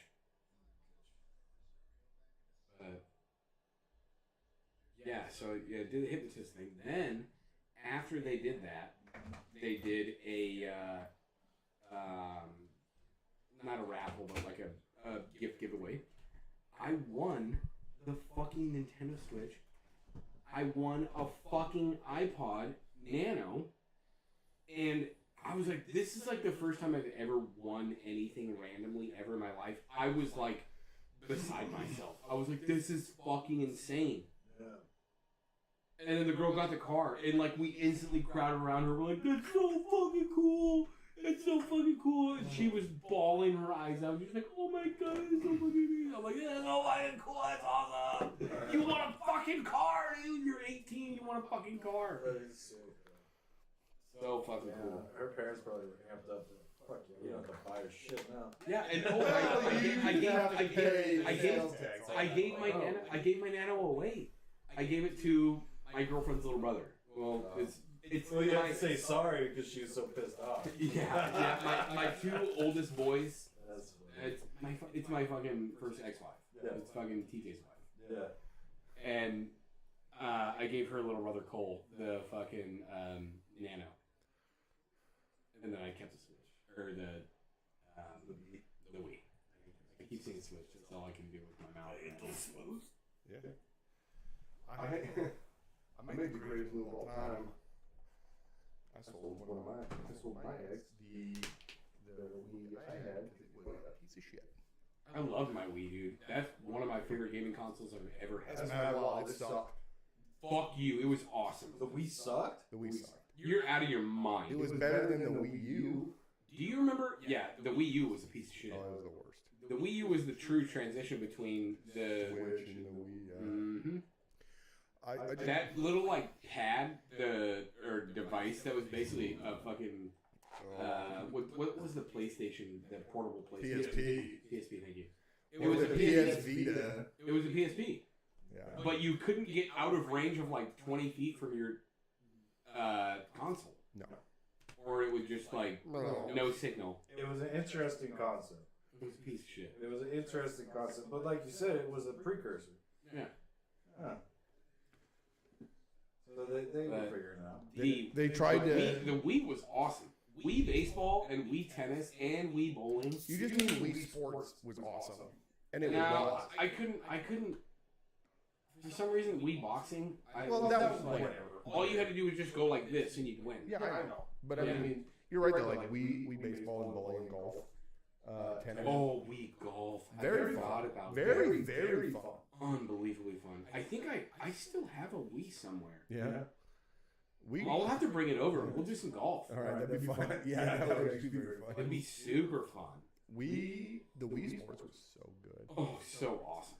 I just couldn't. I don't know if I was like just like the age where like it wasn't fun to do that shit anymore, or I don't know what was happening, but like I didn't like. Obviously, I didn't like any of the shooters on it. They sucked. Call of Duty sucked on it. I had like Call of Duty Big Red One on it. I also had Big Red One on there. I had the one where you could. I can't remember what it was called, but it was like a cool. It was a cool concept, like a Japanese style. Like you would have.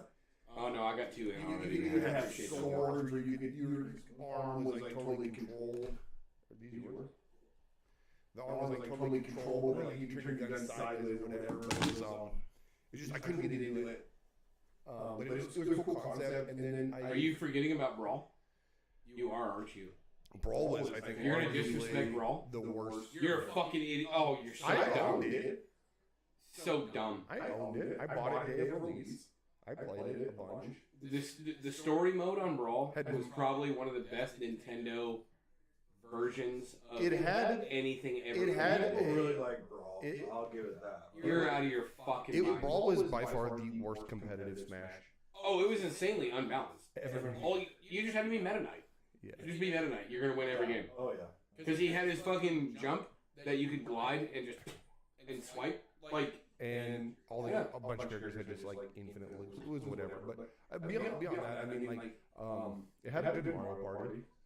Oh, the Mario Party was so. It was a good Mario Party. It was better than the Wii U Mario Party. I hated the Mario Kart. Yeah, that was the wheel. No, not great. I didn't mind it. It just there was a drift no matter what it felt like. It was that was the problem with a lot of the Wii controllers. Yeah, a lot of drift. But see, I found myself even playing like games that you could use the motion, Wouldn't do it. and I would just plug in the nunchuck and just play with the two joys, like I had a controller in my hand. How hard? I didn't do the How hard was that controller one for you?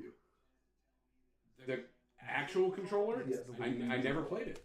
I never played it. No, I'm telling you. I would just plug the nunchuck in. Oh, what about Mario Galaxy?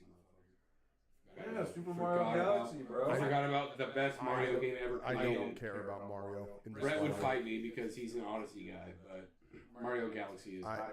You're The, an idiot. No, that's such a bad Dude, have game. you ever played Odyssey though? You did that one day. We in did a Revo. little bit, and I was so overwhelmed because it was a game that Brett had already played A million through, and we were times. just doing extra stuff. He's too good at it. I know. I think if I started like Alpha Omega, and started like the very beginning of the game, I think it would be a lot of fun because games ease you into stuff. Brett is Mario pill like we're Halo pill. Oh, so bad. Dude, he 100%ed that game. I know. Got every Unbelievable. single star. Unbelievable. I've only 100% like 3 worlds. I think I've only 100% like 3 games in my life, like ever. No, it depends. That's fucking crazy. Yeah, no, I agree. That's crazy. I remember I 100%ed Oblivion, and then they put out fucking 2 massive expansions, and I'm like, I'm good. God damn it. No, they were awesome, but like, it was very I got frustrated to get those. I'm assuming your favorite was Melee, right? No, Melee is peak. Oh, is it this one? Ultimate? I like Ultimate a lot, but no, I guess if I had to be objective, No, just say what's your favorite Smash. Just say it. I'm thinking. You have to be fucking. Oh, if I have to be objective, just say it. He doesn't your want us to favorite make one? fun of him when he says what he's going to say. No, it was probably Melee. I played the most Melee. GameCube Melee, yes. GameCube was awesome. But it was either that or Unbelievable. it was either that or Unbelievable 64. So good. I loved the 64. I was never good at it like I am the other ones. But the 64 one was sluggish. Yes, yes. Compared to Melee, which is considered to be the most like competitive Smash ever. The Right. Sixers get me now. The Yeah. people that played Melee still to this day are unfucking believable. That game is so good, man. But But see, I probably like thinking back to I used to have people just my be like, my favorite moments of playing any Smash yeah.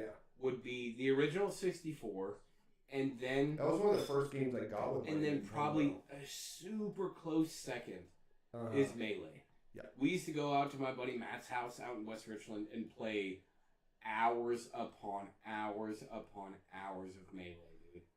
I was big Melee pill until I think I played that more than any game until like I got an Xbox. Mm-hmm. But I mean, no matter what, it was just like Melee. We thought it was so fun. Kyle would always pick Samus. I would pick Kirby. We would either do tag team versus In Melee? yeah. Kirby. Melee, I had a 3 or 4 lineup. Mewtwo was Pikachu is awesome. unbelievable in He was Melee. awesome. He Very would fucking fun. teleport, and when he did his teleport, he'd hit you. Same with Meta Knight. He would do his little, like, disappear and come back. Oh, no, that was Brawl. That My was bad. Brawl. That was Brawl. That My was the bad. first time he existed. Yep. Melee. That was Brawl, there yeah. That's you were I like misspoke. I remember being And it was like DK, Link, yeah. and Captain Falcon. Captain Falcon, classic. Unbelievably fast. I thought it was so fun though because we would just put it on like 99 stocks and just like Yep. try to fight the computer to death. And Yeah. I mean, and that game was like the first time that and Could you imagine doing? I want you to think about that though.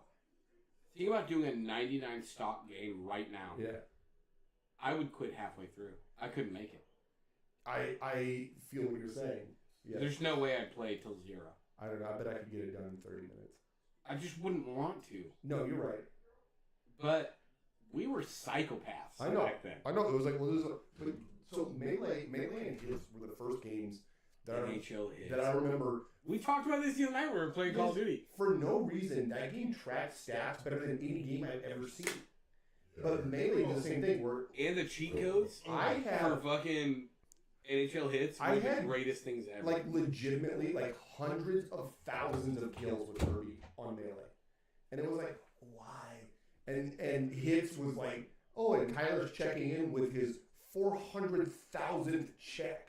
Yeah. And it's Do like, you remember? Do you remember that fuck? game? Do you remember that game mode? It was like a mini game in hits where you're in this small circular arena and you had to check people over the rails. So good. Oh, the greatest game So good. ever, dude.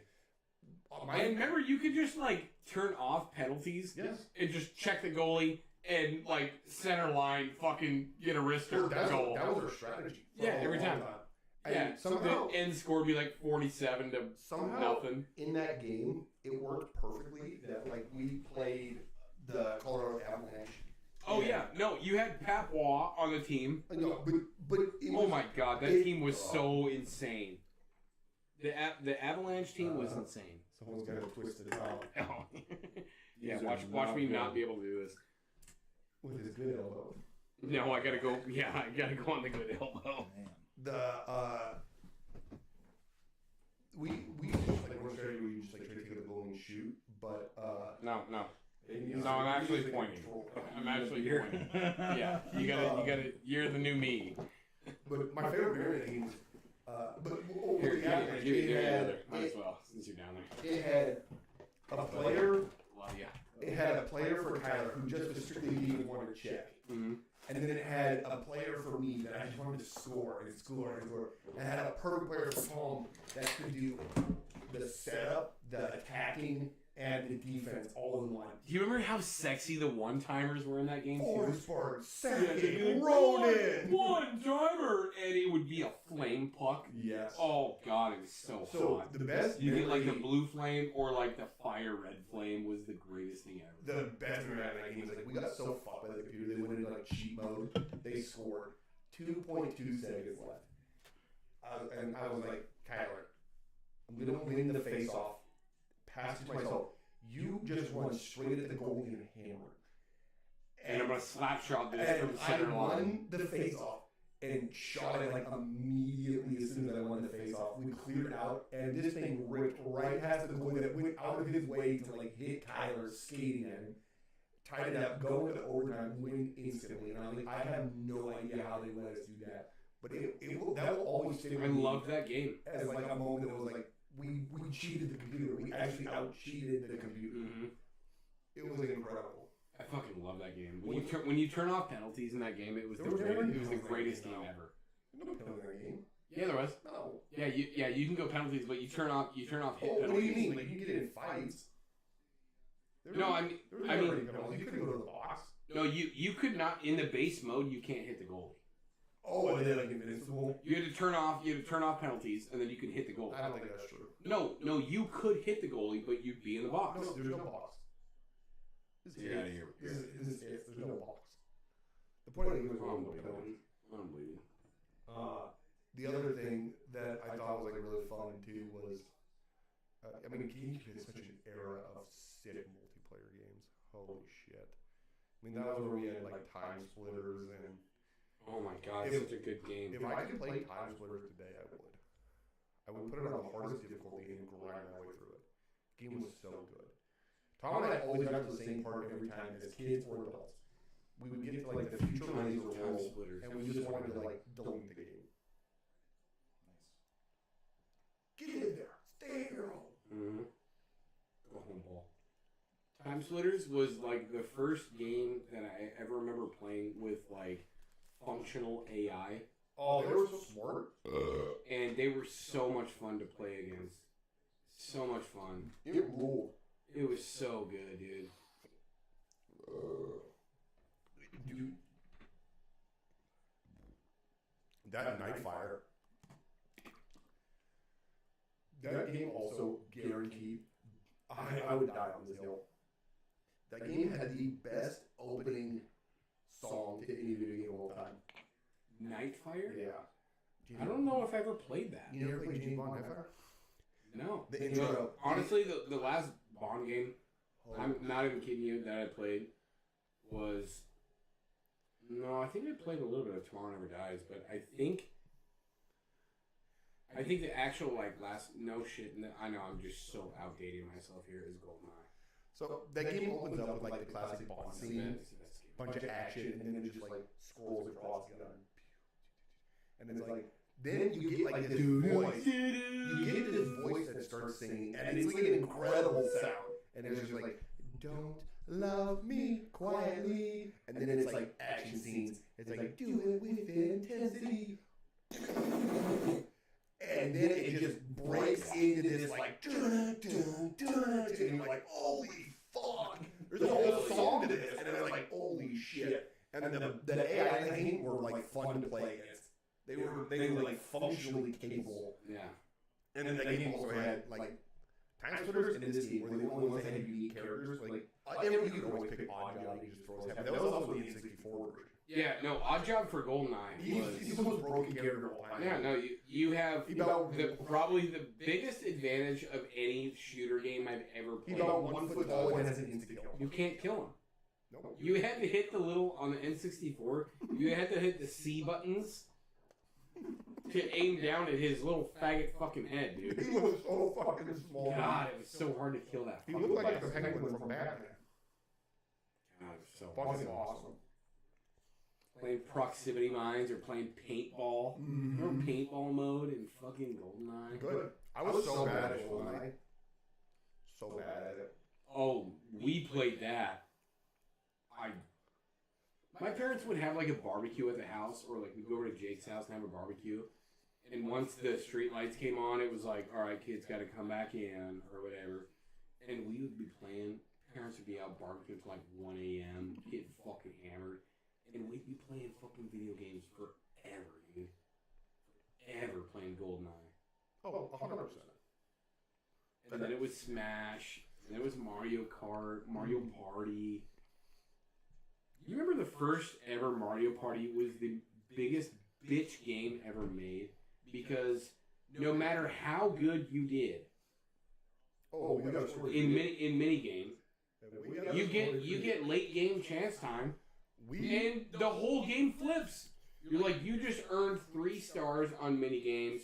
You got the most coins because you fucking played the game the way it's supposed to be played. And all of a sudden you hit chance time, and it's like trade stars. You don't know pain until we got. No, you want to kill your friends. We got weirdly into Mario Party when we were living up at Eastern, and one night we had a bunch of guys come over, Corey and the boys, and we were playing Mario Party, and someone goes, "Fuck it, let's do a 50 turn." Winner, oh my winner God. And we were like very drunk. Marathon. We're like, yes, let's do it. So we get through this damn game. We're at the very end. The scores are outrageous. The star count is dumb. Great play, JP. You see that, Cody? See that? Hey, I don't hate it on him yet. We get to the end. We're playing like the last 2 turns. Mini game gets hotly contested. N64 is just on the ground. All of us are like gathering. At some point, it like devolved into us like physically fighting each other in the room. Yeah, like big fuck you moment. One kid goes, God, "This is bullshit." Stomps his foot on the ground. TV goes black. And we were like, "What the fuck?" We're blackout drunk at this point. We're like, "What the fuck did you do?" We beat the shit out. We just all were like, "You motherfucker!" Yeah. Hell yeah. We wake up the next day, 11 and 12. I go look at the TV, and I'm like, the N64 is still on. The N64 didn't lose power. All he did was jostle the HDMI cord. Oh no, it wasn't HDMI, it's the RGB. Yeah, we plugged it back in, and we finished the game the next day. Oh, hell yeah. And he was like, "You guys fucked me up." We're like, yeah, you still deserved it, you cunt. Yeah. Like, you still deserved it, and we you were know it. so drunk, we didn't realize that, like, the N64 is still on. Unbelievable. So fucking good. Sean was also king of like being in last place and being like random hidden block star. Oh, I hate dude, you. I would get the happening star every time. No, I hate you. I would always get all the question marks, all the I exclamation want to fight points, you. stars. I want to fight you already. That makes me so mad. Oh yeah. I can't stand that. Is that like if you crush all the mini games, if you're the minigame king, you're the coin king, you're the star king, and some wonky random fucking roll happens in this game, and you beat me, I'm like, I want to spike my controller so bad. Also, Nintendo's the smartest people of all time. They created a game that made you buy more controllers. Oh yeah. Okay, am I alone on this? You remember the rowing game where you had all the shy guys on the shore and you had to row and you had to fucking do this forever? They made hours of that game. And you had just like skin peeling off your fucking palm from that game. And you were like, I don't care. I gotta win. Don't care. And then you like switch to your left hand. And you're like, I'm a retard with this hand.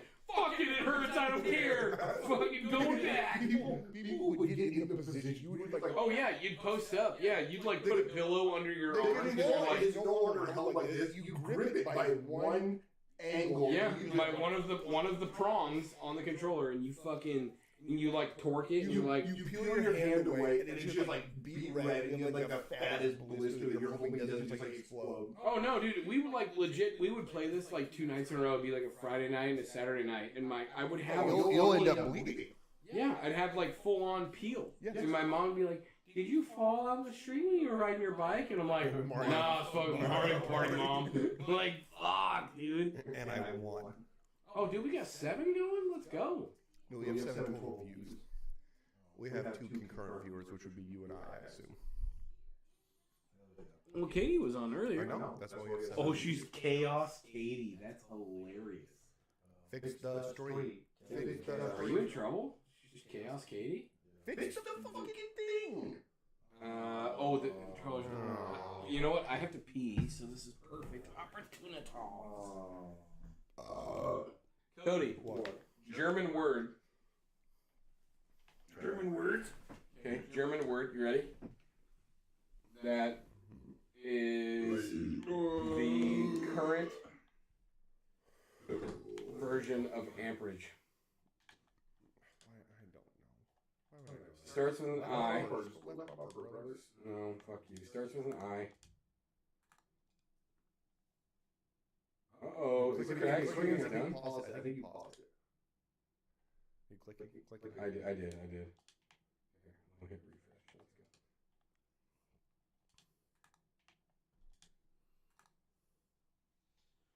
go. Oh, crack is done for. Gotta go different stream. They got caught already. Let's go buff.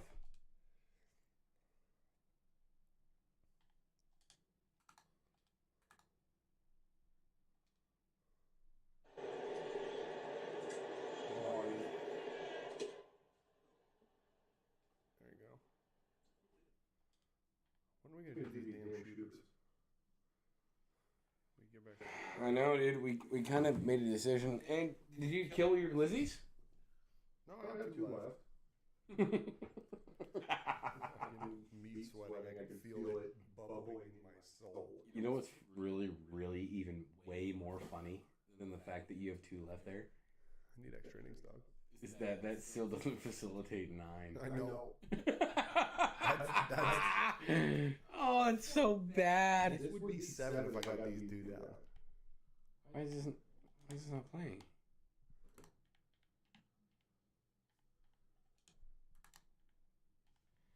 Oh, I can't stand this. It drives me insane. Meth streams. Yeah, let's do that. Meth streams.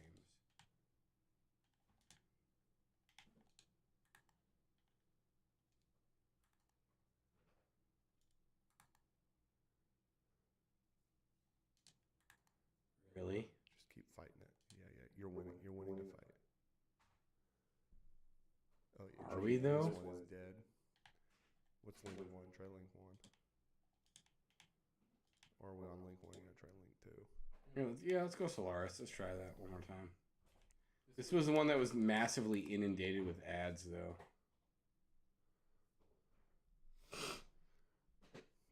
Did they just get all in once? Oh, no, they didn't. Let's go, baby.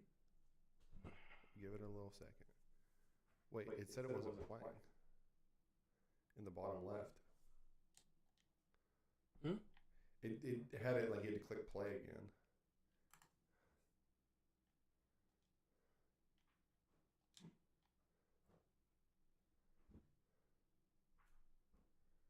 Oh, you little piece of shit. No, this one's fucked. Alright, let's keep going down. The top. Go back to the second one. It might be back again. Okay, we'll give this one a shot and I'll go back.